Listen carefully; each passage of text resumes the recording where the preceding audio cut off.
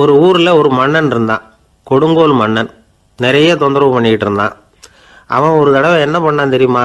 ஒரு தப்பும் பண்ணாத ஒரு இளைஞனை பிடிச்சி ஜெயிலில் அடைச்சுட்டான். அந்த பையனோட சொந்தக்காரங்கள்லாம் ராஜா கிட்ட போனாங்க. அவன் ஒரு தவறும் பண்ணலை, அவனை விடுதலை பண்ணுங்க அப்படின்னு கெஞ்சி கேட்டுக்கிட்டாங்க. மன்னன் யோசனை பண்ணான். அந்த இளைஞனை கூப்பிட்டுக்கிட்டு வர சொன்னான். அவனை கொண்டாந்து ராஜா முன்னாடி நிறுத்தினாங்க. இதை பாருப்பா, உன்னை நான் விடுதலை பண்ணுவேன், ஆனால் ஒரு கண்டிஷன்.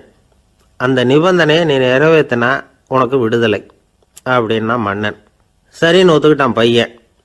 மன்னன் கண்டிஷன் என்னங்கிறத சொன்னான். உங்ககிட்ட ஒரு செம்மறி ஆட்டை கொடுக்க போகிறேன். 1 மாதத்துக்கு அதுக்கு தேவையான தீனியையும் கொடுக்க போகிறேன். 1 மாதம் கழித்து அந்த ஆட்டை எடை போட்டு பார்ப்பேன். அந்த ஆட்டின் எடை கொஞ்சம் கூட கூடி இருக்கக்கூடாது. எடை கூடி இருந்தால் உனக்கு விடுதலை கிடையாது. என்ன சொல்கிற அப்படின்னா. பையனுக்கு ஒன்றும் புரியல, பயமாக போயிட்டுது. குழம்பிக்கிட்டே நின்றுக்கிட்டு இருக்கிறான். சரி, ஒரு நாள் டைம் தரேன், நல்லா யோசனை பண்ணி பார்த்துட்டு நாளைக்கு உன் முடிவை சொல்லு அப்படின்னா மன்னன். பையன் கவலையோடு வெளியில் வந்தான். அங்கே ஒரு பெரியவர் நின்றுக்கிட்டு இருந்தார். அவர்கிட்ட விஷயத்தை சொன்னான். அந்த பெரியவர் இந்த பையனுக்கு காதோட காதாக ஒரு வழியை சொல்லி கொடுத்தார்.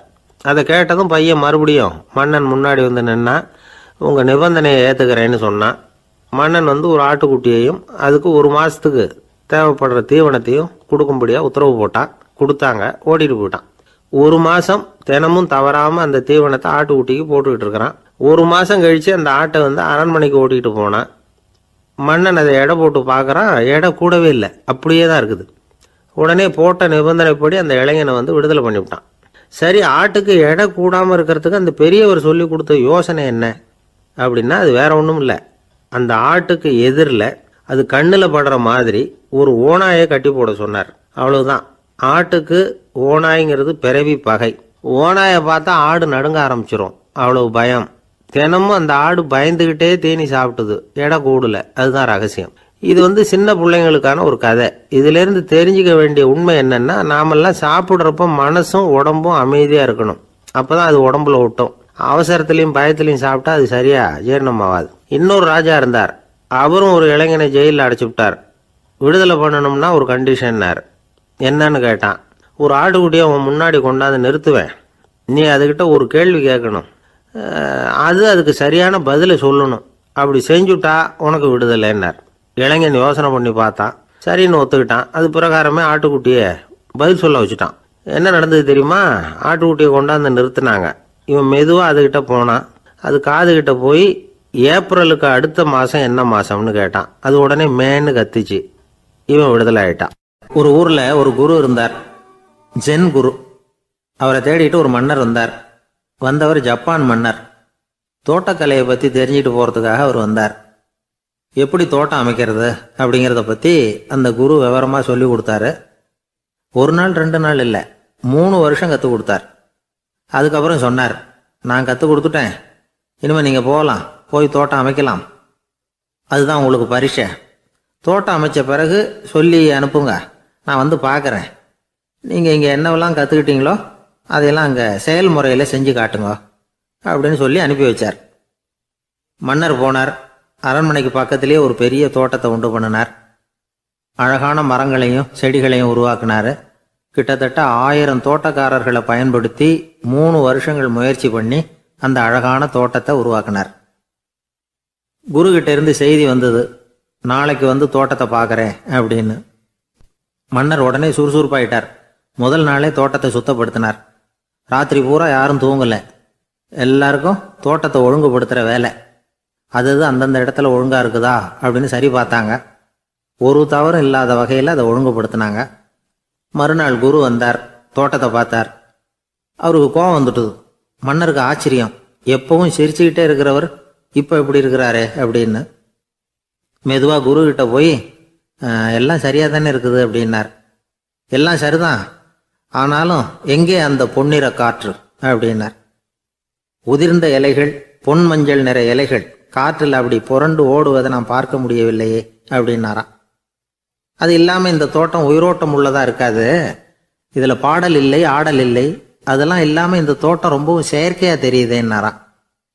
மன்னர் இப்போதான் யோசனை பண்ணார். கீழே கிடந்த காஞ்சி போன இலைகள் மட்டும் இல்லை, மரத்தில் இருந்த காஞ்சி போன இலைகளையும் அப்புறப்படுத்தி சுத்தமாக வச்சிருக்கிறார். இறப்பும் வாழ்க்கையினுடைய ஒரு பகுதி தான். மரணம்ங்கிறது வாழ்க்கைக்கு எதிரானது அல்ல, அதை நிரப்பும் ஒரு பகுதி தான் அது. மரணம் இல்லையில் வாழ்க்கையே இல்லை அப்படிங்கிறது பெரியவங்க கருத்து. இப்ப அந்த தோட்டம் அழகா தான் இருக்குது, இருந்தாலும் அது ஒரு ஓவியம் மாதிரி உயிர் இல்லாமல் இருக்கு. குரு ஒரு வாளியை கையில எடுத்துக்கிட்டார், தோட்டத்தை விட்டு வெளியில போனார். ஏற்கனவே வீசி எறிந்த அந்த சருகுகளை எல்லாம் அள்ளி கொண்டுகிட்டு வந்தார். உள்ள எல்லா இடங்கள்லயும் அதை வீசினார். உடனே காத்து அந்த காய்ந்த சருகுகளையும் பழுத்த இலைகளையும் அசைக்க ஆரம்பிச்சுட்டுது. இப்போ அங்க சலசல சத்தம், சங்கீதம், இலைகளின் நடனம். ஓவியம் மாதிரி இருந்த அந்த தோட்டத்துக்கு இப்போ உயிர் வந்துட்டுது. இதுதான் அந்த பொன்னான காற்று அப்படின்னாராம் குரு. மன்னருக்கு புரிஞ்சுது. மிகப்பெரிய ஜென் கேள்வி ஒன்று உண்டு. உம்மான் அப்படிங்கிற ஒரு பெரிய குருவை பார்த்து துறவி ஒருத்தர் கேட்டாராம், இலைகள் எல்லாம் கீழே விழுந்து மரங்கள் மொட்டையாக இருக்கும் பொழுது என்ன நடக்கும்? இதுதான் கேள்வி. இதுக்கு உம்மான் சொன்ன பதில் பொன்னான காற்று, தி கோல்டன் விண்ட் அப்படின்னாராம். இதுக்கு என்ன விளக்கம்னா, உன்னுடைய எண்ணங்கள் எல்லாம் உன்னுடைய மனசிலிருந்து கீழே விழுந்து உனது உள்ளுணர்வானது மொட்டையாக நிற்கும் நிலைதான் அது. உனது வேர்களின் அருகில் காற்று வீசுகிறது. எல்லா எண்ணங்களும் உன்னிலிருந்து வெகு தூரத்துக்கு புரண்டு கொண்டே சென்று விடுகிறது. நீ அவற்றை கடந்து விட்டால் நீ அவைகளுக்கெல்லாம் மேலெழுந்து கீழே பார்ப்பவனைப் போல நிற்க ஆரம்பித்து விடுவாய். அதுதான் தியானம் என்பது அப்படின்னு சொல்றாங்க. தியானம்ங்கிறது எண்ணத்துக்கு எதிரானது இல்லை. தியானம்ங்கிறது எண்ணங்களை கடந்து செல்வதுதான். அதுக்கப்புறம் நாம பொன்னிற காற்றுல ஆட ஆரம்பிச்சிருவோம். இதுதான் பெரியவர்கள் சொல்றது. என்கிட்ட ஒருத்தர் தோட்டம் அமைக்கணும்னு யோசனை கேட்டு வந்தார். எல்லாம் சொல்லி கொடுத்தேன். செடிகள்லாம் செழிப்பா வளரணும்னா வேர் காயாம பார்த்துக்குங்க, தினமும் தண்ணி விடுங்க அப்படின்னு சொல்லி அனுப்பி வச்சேன். ஒரு மாசம் கழிச்சு அவர் தோட்டத்தை பார்க்கறதுக்காக போனேன். போய் பார்த்தா எல்லா செடியும் வாடி கிடக்குது. என்னங்க இப்படி பண்ணிவிட்டீங்கன்னு. நீங்க சொன்னபடிதான் செஞ்சேன்னார். என்ன செஞ்சீங்கன்னு கேட்டேன். வேர் காயாம பார்த்துக்க சொன்னீங்க, தினமும் ஒரு தடவை எல்லா செடியையும் ஒவ்வொன்றா பிடுங்கி பார்த்து வேர் காயாம இருக்கா அப்படின்னு பார்த்துட்டு அதுக்கப்புறம் தண்ணி பாய்ச்சனே, அவ்வளவுதான் அப்படின்னார். ஒரு சின்ன பையன் வந்தான். அவனை பார்த்து ஒரு கேள்வி கேட்டோம். ஏன்ப்பா உங்கள் வீட்டில் அம்மா புத்திசாலியா அப்பா புத்திசாலியா அப்படின்னு. அவன் அலட்சியமா நம்மளை பார்த்து சிரிக்கிறான். என்ன சார் இது, இந்த காலத்தில் இது கூட தெரியாமல் இருக்கிறீங்களே அப்படிங்கிறான். ஒரு சின்ன பையன் நம்மளை பார்த்து இப்படி கேட்டு விட்டானே அப்படின்னு நினைக்கிறப்போ நமக்கு ஒரு மாதிரி ஆகிடும். அதுக்கப்புறம்தான் இந்த தாத்தா பாட்டியெல்லாம் சொல்கிற ஒரு கதை ஞாபகத்துக்கு வந்தது. அது என்ன கதை தெரியுமா? ஒரு ஊரில் ஒரு அம்மாவும் பிள்ளையும் இருந்தாங்களாம். அந்த மகனுக்கு திடீர்னு தேசாந்திரம் போய் வரணும்னு ஆசை வந்துட்டுது. ஊராக போய் சுற்றி பார்க்கணுங்கிற ஆசை. அந்த அம்மாவுக்கு இது பிடிக்கல. மகனை பிரிஞ்சு இருக்கிறதுக்கு அவங்க மனசு இடம் கொடுக்கல. வேணாப்பான்னு சொல்லி பார்த்தாங்க, அவன் கேட்கல. திடீர்னு புறப்படவும் செஞ்சுட்டான். சரி, இனிமேல் அவனை தடுக்க முடியாதுன்னு முடிவு பண்ணிக்கிட்டாங்க அந்த அம்மா. இருந்தாலும் புத்திசாலித்தனமாக ஒரு யோசனை பண்ணாங்க. மகனை கிட்டத்தில் கூப்பிட்டாங்க. அவங்ககிட்ட சொன்னாங்க, இதை பாருப்பா, நீ தேசாந்திரம் போகிறதுன்னு தீர்மானம் பண்ணிவிட்ட, அதை நான் தடுக்கலை, போயிட்டு வந்துடும். ஆனால் போகிறதுக்கு முன்னாடி எனக்கு ஒரு வாக்குறுதி கொடுத்துட்டு போ அப்படின்னாங்க. போகிறப்போ ராத்திரியாக இருந்தாலும் பகலாக இருந்தாலும் சரி புளிய மரத்து நிழலில் தான் தங்கணும். திரும்பி வர்றப்போ இரவும் பகலும் நீ வேப்ப மரத்து நிழல்லே தங்கணும் அப்படின்னாங்க. சரி அப்படியே செய்கிறேன்னு சொல்லி வாக்குறுதி கொடுத்தான் பையன். புறப்பட்டு போனான். போகிற வழியில் புளிய மரத்து நிழல்லே தங்கினான், தூங்கினான். அப்படி போய்கிட்டே இருந்தான். 7வது நாள் அவன் உடம்பு சுகம் இல்லாமல் போயிட்டுது. ரொம்பவும் பலவீனமாயிட்டான். இனிமேல் நடக்க முடியாதுங்கிற நிலைமை வந்துட்டுது. யோசிச்சு பார்த்தான். சரி, இதுக்கு மேலே போக வேண்டாம் அப்படின்னு முடிவு பண்ணிட்டு திரும்பி வர ஆரம்பிச்சுட்டான். திரும்பி வர்றப்போ வழியில் வேப்ப மரத்து நிழல்லையே தங்கி வந்தான். நாளுக்கு நாள் உடம்பு சரியாக வந்துட்டுது. 7வது நாள் வீட்டுக்கு சேர்றான். உடம்பு பழையபடியே கலகலப்பாயிட்டுது. பூரண சுகம். தேசாந்திரம் போன பையன் திரும்பி வந்துட்டானே அப்படின்னு அந்த அம்மா ஆச்சரியப்படலை. ஏன்னா அவங்களுக்கு தெரியும் இப்படி ஆகும்னு. பையன் சீக்கிரமாக திரும்பி வரணுங்கிறதுக்காக தான் அவங்க அந்த யோசனையை சொன்னாங்க. என்ன விஷயங்கிறதையும் அவங்களே சொன்னாங்க. மகனே, புளிய மரத்து நிழல் உடம்புக்கு உஷ்ணத்தை கொடுக்கும், சீக்கம் உண்டாக்கும். அதனால் நீ தொடர்ந்து புளிய மரத்து நிழலில் தங்கினாவே நோய்க்கு ஆளாயிட்ட. அதனால் பயணத்தை முடிச்சுக்கிட்டு திரும்பி வரணுங்கிற முடிவுக்கு வந்துட்ட. திரும்பி வர்றப்போ நீ தங்கினது வேப்ப மரத்து நிழல். அது உடம்புக்கு குளிர்ச்சியை தரக்கூடியது, நோயை தீர்க்கக்கூடியது. அதனால் சுகமாக வீட்டுக்கு சேர்ந்துட்ட. உன்னோட தேசாந்திர பயணத்தை தடுக்கிறதுக்காக தான் இப்படி பண்ணினேன் அப்படின்னாங்களாம் அந்த அம்மா. பார்த்தீங்களா அம்மாவோட புத்திசாலித்தனத்தை? அப்பாவாக இருந்தால் இப்படியா பண்ணுவார்? ஒரு அப்பா வந்து பையன்கிட்ட 10 ரூபா கொடுத்து இதை எடுத்துக்கிட்டு அடுத்த ஊருக்கு போய் அங்கே இருக்கிற மாமா கிட்ட இதை கொடுத்துட்டு வாடா, வழியில் எங்கேயாவது மரத்தடியில் படுத்து தூங்கி விடாதே அப்படின்னு எச்சரிக்கை பண்ணி அனுப்புனாராம். பையனுக்கு எச்சரிக்கையாக வாழறது எப்படிங்கிறத கற்றுக் கொடுக்கறதுக்காக இப்படி பண்ணார். அவன் பணத்தை வாங்கிக்கிட்டு போனான். அப்பா சொன்னதை மறந்துட்டு ஒரு மரத்தடியில் படுத்து தூங்கிட்டான். அவனுக்கு தெரியாமல் அவன் பின்னாடியே போன அப்பா அவன் கையில் இருந்த அந்த 10 ரூபாயை நைஸாக எடுத்துகிட்டு வந்துட்டார். அவன் பையில் தானே வச்சுருந்தான், அது தெரியாமல் எடுத்துகிட்டு வந்துட்டார். அவன் தூங்கிக்கிட்டு இருக்கான். எடுத்துகிட்டு ஒரு மறுபடியும் வீட்டுக்கு வந்துட்டார். பையன் முழிச்சுக்கிட்டு பையை தடவி பார்க்குறான், பணத்தை காணும். அழுதுகிட்டே திரும்பி வந்தான். அப்பா கிட்ட விஷயத்த சொன்னான். அப்பா சிரிச்சுக்கிட்டே சொன்னார், அதுக்கு தான்ப்பா ஆரம்பத்திலேயே எச்சரிக்கை பண்ணினேன், இனிமேலாவது நீ ஜாக்கிரதையாக இருக்கணும் அப்படிங்கிறதுக்காக தான் இப்படி பண்ணினேன். அந்த பணம் எங்கேயும் போயிடல, நான் தான் அதை உனக்கு தெரியாமல் எடுத்து வச்சிருக்கிறேன். இதோ பாரு அப்படின்னு சொல்லிட்டு சைடு பாக்கெட்டில் கையை விட்டா அது ஓட்டையாக இருக்குது. அதை எவனோ ஏற்கனவே கத்திரிச்சு எடுத்துகிட்டு போயிட்டான். இப்போ அப்பா முகத்தில் அசடு வழிஞ்சு. ஒரு அரசனும் அமைச்சரும் ஒரு நாள் ரொம்ப சாவகாசமாக பேசிக்கிட்டு இருந்தாங்களாம். அரசன் அமைச்சரை பார்த்து ஒரு கேள்வி கேட்டிருக்கார். ஏங்க அமைச்சரே, ஆசை இல்லாத ஒரு மனுஷனால் இருக்க முடியுமா அப்படின்னு. ஏன் முடியாது, துறவி அப்படிங்கிறவங்கெல்லாம் அப்படிப்பட்டவங்க தானே அப்படின்னாராம் அமைச்சர். அவங்கெல்லாம் உண்மையிலேயே ஆசையை விட்டவங்க தானா அப்படின்னு கேட்டாரா ராஜா. அப்படி தான் இருக்கணும் அப்படின்னாராம் அமைச்சர். அப்படின்னா ஆசையே இல்லாத ஒரு உண்மையான துறவியை நான் பார்க்கணுமேன்னார். அது என்ன பிரமாதம், அதுக்கு நான் ஏற்பாடு பண்ணுறேன் அப்படின்னு விட்டார் இவர். சொல்லிவிட்டு உடனே புறப்பட்டு போனார். அங்கே எங்கே தேடினார். அப்புறம் தான் அவருக்கு புரிஞ்சுது உண்மை துறவியை கண்டுபிடிக்கிறது எவ்வளவு கஷ்டமான காரியம்னு. இருந்தாலும் ராஜா கிட்ட சொல்லியாச்சே உண்மை துறவியை காட்டுறேன்னு. இப்போ என்ன பண்ணுறது? ராஜா கிட்ட சொன்னபடி நடக்கலைன்னா அவருக்கு கோபம் வந்துடும். அமைச்சர் ஒரு யோசனை பண்ணார். அவருக்கு ஒரு வழி தெரிஞ்சுது. அதுதான் சரின்னு முடிவு பண்ணார். அதாவது அந்த ஊரில் அவருக்கு தெரிஞ்ச நாடக நடிகர் ஒருத்தர் இருக்கிறார், நல்லா நடிப்பார். அவரை போய் பார்த்தார். இதை பாருப்பா, எனக்காக நீ ஒரு காரியம் செய்யணும்னார். என்னன்னு கேட்டார் அவர். நீ ஒரு துறவி மாதிரி கொஞ்ச நேரத்துக்கு நடிக்கணும். ராஜா வந்து உன்னை பார்த்துட்டு போகிற வரைக்கும் நடி, அது போதும். அதுக்காக உனக்கு 10,000 ரூபா தரேன் அப்படின்னார்.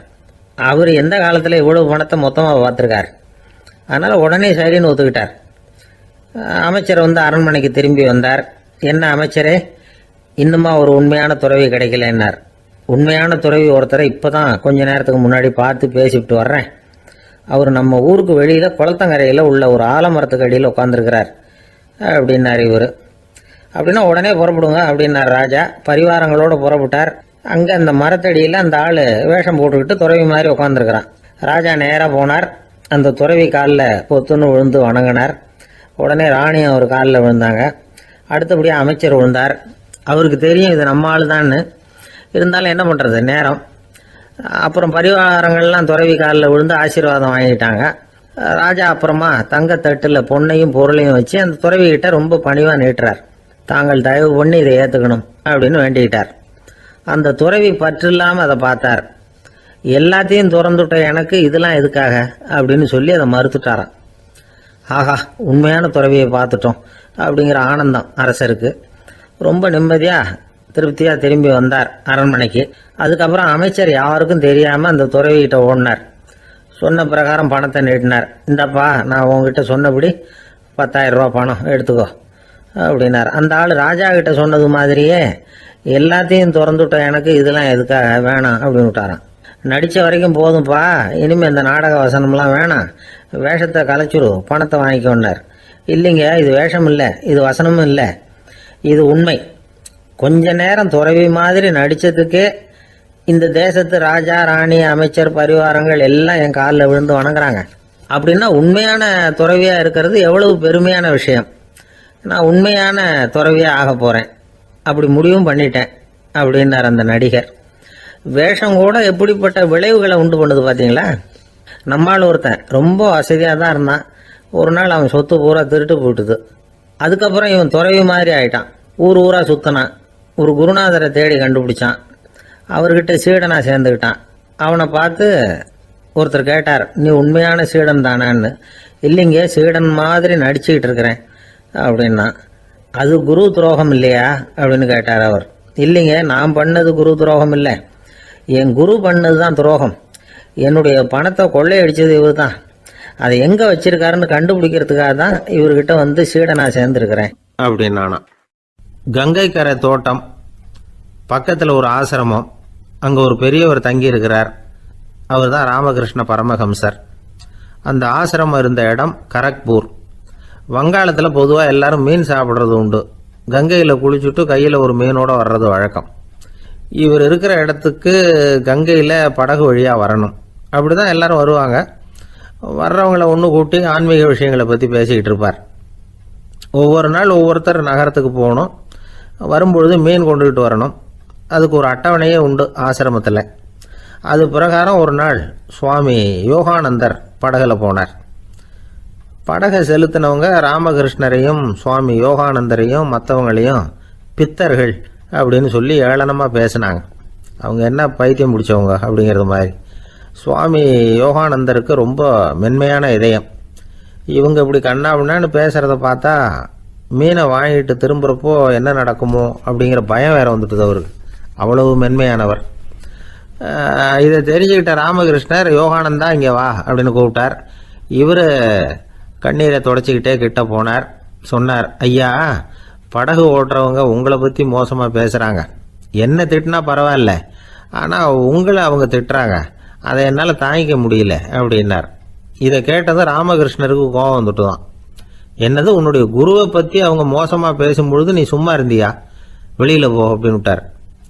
குரு நிந்தனை செய்கிறப்போ அதை கேட்டுக்கிட்டு சும்மா இருக்கலாமா? குரு நிந்தனையை கேட்டால் பாவம் இல்லையா? என்னை தூற்றும் போது அவங்க வந்து பாவம் செய்கிறாங்க. அதை கேட்டுக்கிட்டு நீ சும்மா இருந்தால் நீயும் பாவம் செய்கிற அப்படின்னாராம். அடுத்த நாள் சுவாமி நிரஞ்சனானந்தர் போக வேண்டிய நாள்.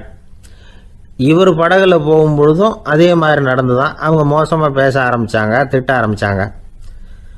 அப்படி கேலி பண்ண ஒருத்தனை இவர் என்ன பண்ணார், பலார்னு கன்னத்தில் அரைஞ்சிட்டார். இன்னொருத்தனை கங்கையில் தூக்கி எறியறதுக்கும் தயாராகிட்டார். அதுக்கப்புறம் அவங்க யாரும் வாயை திறக்கலை. மீன் வாங்கிட்டு வர்றப்பவும் படகுல ஒரே அமைதி. அவ்வளவு பயம் அவங்களுக்கு. ராமகிருஷ்ணர் கூப்பிட்டு விசாரித்தார் என்ன நடந்ததுன்னு. இவர் சொன்னார், அவர் யோகானந்தா போகும்பொழுது என்ன நடந்ததோ அப்படியே தான் இப்பவும் நடந்தது. குரு நிந்தனை செய்கிறத கேட்டுக்கிட்டு நான் சும்மா இருப்பேனா? ஒருத்தனை அப்படியே அரைஞ்சுட்டேன், இன்னொருத்தனை ஆற்றுல தூக்கி போட்டுருவேன்னு பயமுறுத்தினேன், அவ்வளவுதான் அப்படின்னாராம். இப்போவும் ராமகிருஷ்ணருக்கு கோபம் வந்துட்டு தான். என்ன இது, அணியறது காஷாயம், இருக்கிறது ஆசிரமம், உனக்கு இவ்வளவு கோபம் வந்ததுன்னா அப்புறம் என்னத்துக்கு ஆசிரமத்தில் இருக்கணும்? பிரம்மச்சாரி எப்பவும் அமைதியாக இருக்கணும் அப்படின்னு அறிவுரை சொன்னாராம் ராமகிருஷ்ணர். அப்போ இவர் கேட்டாராம், ஏங்க அவருக்கு ஒரு விதமான அறிவுரை சொன்னீங்க, எனக்கு வேற விதமாக அறிவுரை சொல்கிறீங்க, இதில் எது உண்மை அப்படின்னு கேட்டிருக்கார். இதுக்கு ராமகிருஷ்ணர் சொன்ன பதில் என்னன்னா, அட அசடே, சக்கரத்தில் காற்று அதிகமாக இருந்தால் குறைக்கணும், குறைச்சலாக இருந்தால் கூட்டணும்.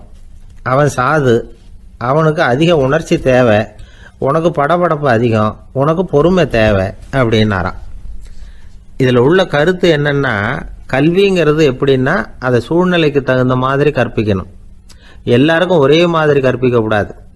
கேட்குற ஒரு தகுதி, புரிஞ்சுக்கிற திறமை, இதை பொறுத்து கல்வி அமையணும். ஆரம்ப காலத்தில் ஒரு குரு, அப்போ ஒரு சீடன் இருந்தான்.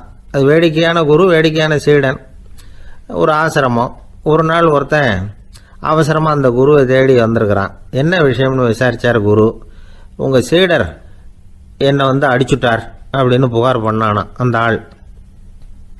குரு சீடனை கூப்பிட்டார். அடிச்சியா இந்த ஆளை அப்படின்னு கேட்டாராம். ஆமான் இருக்கான் சீடன். ஏன் அடிச்சே அப்படின்னு கேட்டாராம். இந்த ஆள் உங்களை பற்றி மட்டமாக பேசிவிட்டான், என்னால் அதை தாங்கிக்க முடியல, அதனால தான் அடிச்சுட்டேன் இருக்கான். அப்படி என்ன பேசினா அப்படின்னு கேட்டாராம். உன்னுடைய குருநாதர் இப்போல்லாம் அர்த்தமில்லாமல் பேச ஆரம்பிச்சுட்டார் அப்படின்னு சொல்லிவிட்டான், அதனால தான் அடிச்சுட்டேன் அப்படின்னு நானாம். அதுக்காக அடித்தே அப்படின்னாராம். நான் அதுக்காக அடிக்கலை குருவே, இப்பெல்லாம் நீங்கள் அர்த்தம் இல்லாமல் பேசுகிறதாக அவன் சொல்கிறான், அப்படின்னா இதுவரைக்கும் நீங்கள் அர்த்தத்தோடு பேசினதாகத்தானே அர்த்தம், அது தப்பு தானே, அதனால தான் அடித்தேன் அப்படின்னு நானாம். ஒரு பெரியவர் உட்கார்ந்துருக்கிறார். அவரை சுற்றி அவருடைய தோழர்கள் உட்கார்ந்துருக்கிறாங்க. ஏதோ ஒரு முக்கியமான செய்தியை அவர் வந்து அவங்களுக்கு சொல்லிக்கிட்டு இருக்கிறார். அவங்களும் ஆர்வமாக கேட்டுக்கிட்டு இருக்கிறாங்க. இந்த சமயத்தில் யாரோ ஒரு ஆள் வேகமாக அங்கே வர்றார். வர்ற வேகத்திலேயே எனக்கு ஏதாவது உதவி செய்யுங்க அப்படின்னு கேட்டுக்கிட்டே வர்றார். கேட்கறது உதவி, ஆனால் குரல் மிரட்டுறது மாதிரி இருக்கு, அதட்டி கேட்கறது மாதிரி இருக்கு. இதை கேட்டதும் அந்த பெரியவர் ஆத்திரப்படலை, ஆனால் அவரை சுற்றி இருந்தவங்க ஆத்திரப்பட்டாங்க. இதை பெரியவர் கவனிச்சார். கொஞ்சம் அமைதியாக இருங்கன்னார். வந்தவரை கூப்பிட்டார். அவருக்கு சில பொருள்களை கொடுத்தார். என்னங்க, இப்போ உங்களுக்கு மகிழ்ச்சி தானே அப்படின்னார். ஆ அப்படின்னு அலட்சியமா அவர் சொல்கிறார். நான் உங்களை நல்ல முறையில் நடத்தினேன்னா அப்படின்னு கேட்குறாரு அவர் மறுபடியும். அதெல்லாம் ஒன்றும் இல்லை அப்படின்னு சொல்லி அவர் சொல்லிகிட்டு இருக்கிறாரு. குரலில் கடுமை குறையில. சுற்றி இருந்தவங்களால இதை பொறுத்துக்க முடியல. கோபத்தோடு அவரை நோக்கி நெருங்க ஆரம்பித்தாங்க. பெரியவர் அவங்களையெல்லாம் தடுத்து நிறுத்தினார். வந்தவரை வாங்க என்னோட அப்படின்னு சொல்லி அழைச்சிட்டு போனார். வீட்டுக்கு போனார். அங்கே போனதும் இன்னும் சில பொருள்களை எடுத்து அவர்கிட்ட கொடுத்தார். இப்போ திருப்தி தானே, நான் உங்ககிட்ட நல்ல முறையில் நடந்துக்கிட்டேனா அப்படின்னார். அவர் முகம் இப்போ தான் கொஞ்சம் மலர்ந்தது. ரொம்ப நன்றி, இறைவன் உங்கள் குடும்பத்துக்கு எல்லா நன்மைகளையும் செய்வான் அப்படின்னு சொன்னார். இதே வார்த்தைகளை என்னுடைய தோழர்கள்கிட்டே சொல்லிட்டீங்கன்னா அவங்க கோபம் தணிஞ்சிரும், வர முடியுமான்னார். கண்டிப்பாக வர்றேன் அப்படின்னாரு. மறுநாள் காலையில் அந்த இடத்துக்கு வந்தார். அதே மாதிரி சொல்லிவிட்டு அவர் போயிட்டார். தோழர்கள்லாம் ரொம்ப வியப்போடு பெரியவரை பார்த்தாங்க. அந்த பெரியவர் தான் நபிகள் நாயகம். அவர் சொன்னார், ஒருத்தன் ரொம்ப ஆசையாக ஒரு ஒட்டகத்தை வளர்த்துக்கிட்டு வந்தான். ஒரு நாள் அந்த ஒட்டகம் கயத்தை அறுத்துக்கிட்டு ஓடி போயிட்டுது. அக்கம் பக்கத்தில் இருக்கிறவங்கெல்லாம் அந்த ஒட்டகத்தை பிடிக்கிறதுக்கு முயற்சி பண்ணாங்க. அதை துரத்திக்கிட்டு ஓடினாங்க. ஒட்டகம் தாறுமாறாக ஓட ஆரம்பிச்சுது. இந்த சமயத்தில் ஒட்டகத்தை வளர்த்தவன் அங்கே ஓடி வந்தான். நீங்கள் அதை ஒன்றும் செய்ய வேணாம், விட்டுருங்க, அதோட சுபாவம் எனக்கு நல்லா தெரியும், அதை சுலபமாக என்னோட வழிக்கு கொண்டுட்டு வந்துட முடியும், நான் பார்த்துக்கிறேன், விட்டுருங்கோ அப்படின்னா. எல்லாரும் விலைக்கு போயிட்டாங்க. இவன் என்ன செஞ்சான் தெரியுமா? கொஞ்சம் புல்லை கையில் எடுத்துக்கிட்டு அந்த ஒட்டகத்தை நெருங்கினான். அவ்வளவுதான். அது ஓடி இவன் காலடியில் உட்காந்துக்கிட்டது. செல்லமாக அதை அப்படியே தடவி கொடுத்தான். முதுகில் ஏறி உட்காந்துக்கிட்டான். அது பாட்டுக்கு சாதுவாக நடந்து போகுது. இந்த கதையை நபிகள் நாயகம் தம்முடைய தோழர்களுக்கு சொல்றார். ஒட்டகத்தை மட்டும் இல்லை, சில மனிதர்களையும் கூட சில விதத்தில் அணுகிதான் அவர்களை சீர்திருத்த வேண்டியிருக்குது அப்படிங்கிறத அவங்களுக்கு உணர்த்தினார். இது ஒரு அழகான உளவியல் அணுகுமுறை. சில குடும்ப தலைவர்கள் கூட இந்த ஒட்டகம் மாதிரி நடந்துக்கிறது உண்டு, அப்புறம் அடங்கி போகிறதும் உண்டு. ஒரு குடும்ப தலைவர் காலையில் எழுந்திரிச்சதுலேருந்து சத்தம் போட்டு கத்திக்கிட்டு இருப்பார். பக்கத்தில் இருந்தவங்கெல்லாம் ஓடி போய் சமாதானம் பண்ணி பார்த்தாங்க. அவர் ஓயறது மாதிரி தெரியல. கடைசியில் அவர் மனைவி வந்தாங்க. நீங்கள் எல்லாம் விலகி போயிடுங்க, அவர் சுபாவம் எனக்கு தெரியும், நான் பார்த்துக்கிறேன் அப்படின்னாங்க. சரின்னு எல்லாரும் போயிட்டாங்க. சாயந்தரமாக பார்க்குறாங்க, அவர் சத்தம் இல்லாமல் ஒரு மூலையில் உட்காந்துருக்கிறார். ரொம்ப சாதுவா. ஆச்சரியமாக இருந்தது. என்னம்மா பண்ணீங்கன்னு கேட்டாங்க. அது ஒன்றும் இல்லைங்க, ஒரு வேளை சாப்பாட்டை நிறுத்தினேன், பட்னி போட்டேன், அவ்வளவுதான் அப்படின்னாங்க அந்த அம்மா. ஒரு ஆள் இருந்தான், நிறைய பணம் சம்பாதிச்சான். ஆனால் செலவு பண்ண மனசு வரல, கருமி. அவன் என்ன பண்ணா, சேர்த்த பணம் பூராவையும் ஒரு மரத்தடியில் புதைச்சி வச்சுருந்தான். வாரத்துக்கு ஒரு தடவை அந்த மரத்தடிக்கு வருவான். புதைச்ச இடத்த ஆவலோடு பார்த்துக்கிட்டு இருப்பான். அதுக்கப்புறம் போயிடுவான். அவ்வளவுதான். ஒரு நாள் ஒரு திருடன் வந்தான். இவன் புதைச்சி வச்சுருந்ததெல்லாம் எடுத்துகிட்டு போயிட்டான். இது தெரிஞ்சு போச்சு. அந்த கருமி புலம்ப ஆரம்பிச்சிட்டான். இவன் புலம்பலை கேட்டதும் அக்கம் பக்கத்தில் இருந்தவங்கெல்லாம் ஓடி வந்தாங்க. என்ன விஷயம்னு விசாரிச்சாங்க. இவன் சொன்னான். ஒரு பெரியவர் கேட்டார், ஏப்பா வாரம் இந்த இடத்த பார்க்கறதாக சொன்னியே, எப்போவாவது இதில் இருக்கிற பணத்தை எடுத்து செலவு பண்ணியிருக்கியா அப்படின்னு கேட்டார். நான் அப்பப்போ அதை பார்க்கறது தான் வழக்கம், அதை தொட்டதே இல்லைன்னு அவன். சரி அப்படின்னா இப்போவும் நீ அதே மாதிரி வாரம் ஒரு தடவை இந்த இடத்த பார்த்துட்டு போகலாமே அப்படின்னாராம் அந்த பெரியவர். அதுவும் சரிதானே, எவ்வளவு காலமானாலும் அவன் அந்த பணத்தை எடுத்து செலவு பண்ண போகிறதில்ல. அப்படி இருக்கிறப்ப உள்ளே பணம் இருந்தாலும் ஒன்று தான், இல்லாமல் போனாலும் ஒன்று தான். இதிலிருந்து என்ன புரியுதுன்னா, ஒருத்தர்கிட்ட இருக்கிற பணத்தை கொண்டு அவர் பணக்காரரா ஏழையா அப்படின்னு முடிவு செய்கிறது சரியில்லை. அந்த செல்வத்தை அனுபவிக்கிற திறன், பயன்படுத்துகிற திறன், அதை வச்சு தான் அவர் ஏழையா பணக்காரரா அப்படிங்கிறத நிர்ணயம் பண்ணணும். அதுதான் சரி. செலவு பண்ண தெரியாதவன் சேகரம் பண்ணிகிட்டே இருக்கிறதுனால என்ன பிரயோஜனம்? தலைமுடியே இல்லாதவன் தாராளமாக சீப்புகளை வாங்கி சேகரம் பண்ணுறது மாதிரி தானே இது. சில சமயம் செலவு பண்ண நாம் தயாராக இருந்தால் கூட அந்த செல்வம் நமக்கு பயன்படுறதில்ல. அரேபியாவில் ஒரு நகை வியாபாரி விலை உயர்ந்த முத்துக்களை எல்லாம் அவர் வச்சு வியாபாரம் பண்ணிகிட்டு இருந்தார். அவர் ஒரு சமயம் ஒரு பாலைவனம் வழியா போயிட்டு இருக்கிறார் ஒட்டகத்துல. அப்போ திடீர்னு கடுமையான புயல் வீச ஆரம்பிச்சுட்டுது. திசை தவறி இவர் எங்கேயோ வந்துட்டார். கூட வந்தவங்களையும் காணல, எங்க போனாங்களும் தெரியல. இவர் ரொம்ப பயந்து போய் அங்கே எங்கேயுமா அலைஞ்சு திரியிறார். வழியே தெரியல. பசி கடுமையாயிட்டுது. ஒட்டகத்து முதுகுல ஒரு மூட்டை இருந்தது. அதை பிரிச்சு பார்த்தார். உள்ள ஏதாவது இருக்கான்னு தேடி பார்க்கறார். அது வரைக்கும் கண்ணில் தட்டுப்படாத அபூர்வமான ஒரு பை கண்ணில் பட்டுது. ஆஹா, அதில் ஏதாவது சாப்பிட்றதுக்கு இருக்கும் அப்படின்னு நினச்சி ஆவலாக அதை பிரித்து பார்க்குறார். அந்த பையில் விலை உயர்ந்த முத்துக்கள் நிறைய இருந்துதான். அப்போ தான் அவர் நினச்சாராம், விலை உயர்ந்த முத்துக்கள் கூட சாப்பிட்றதுக்கு உணவாக முடியாது அப்படிங்கிறத புரிஞ்சுக்கிட்டாராம். எந்த நேரத்தில் எது நமக்கு தேவையோ அது நமக்கு தாராளமாக கிடைக்கணும். அப்படி அது கிடைக்கிறதுக்கு நம்மகிட்ட இருக்கிற செல்வம் பயன்படணும். அது நமக்கும் பயன்படலாம், நம்ம மூலமாக அடுத்தவங்களுக்கும் பயன்படலாம். அதுதான் செல்வத்தின் பயன். ஒரு மரத்தடியில் ஒருத்தன் உட்காந்து அழுதுகிட்டு இருந்தான். அந்த பக்கமாக வந்த இன்னொருத்தன் ஏப்பா அழுதுகிட்டு இருக்கிறேன்னு கேட்டான். இந்த இடத்துல தான் பூமிக்கு அடியில் பணம் இருக்குது, புதைச்ச இடம் தெரியல, அதான் அழறேன் அப்படின்னா. நல்லா ஞாபகப்படுத்தி பாரு, எந்த இடத்துல புதைச்ச அப்படின்னு கேட்டான் இவன். அது எப்படி எனக்கு தெரியும், புதைச்சி வச்சிருக்கிறவன் நான் இல்லையே, எங்க எழுத்த வீட்டுக்காரன் அப்படின்னானா. பந்திக்கு முந்தர ஆசாமிகள் நம்மள பல பேர் உண்டு.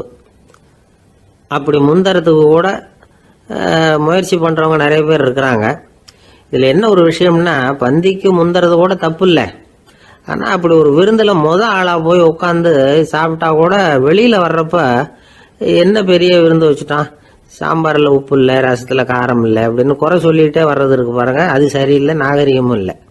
கல்யாண பத்திரிகையில என்ன போட்டிருக்குது, என் பொண்ணுக்கும் இன்னார் பையனுக்கும் கல்யாணம், எல்லாரும் குடும்பத்தோட வந்திருந்து மணமக்கள் வந்து ஆசீர்வதிக்கணும், இப்படித்தானே போட்டிருக்கோம்.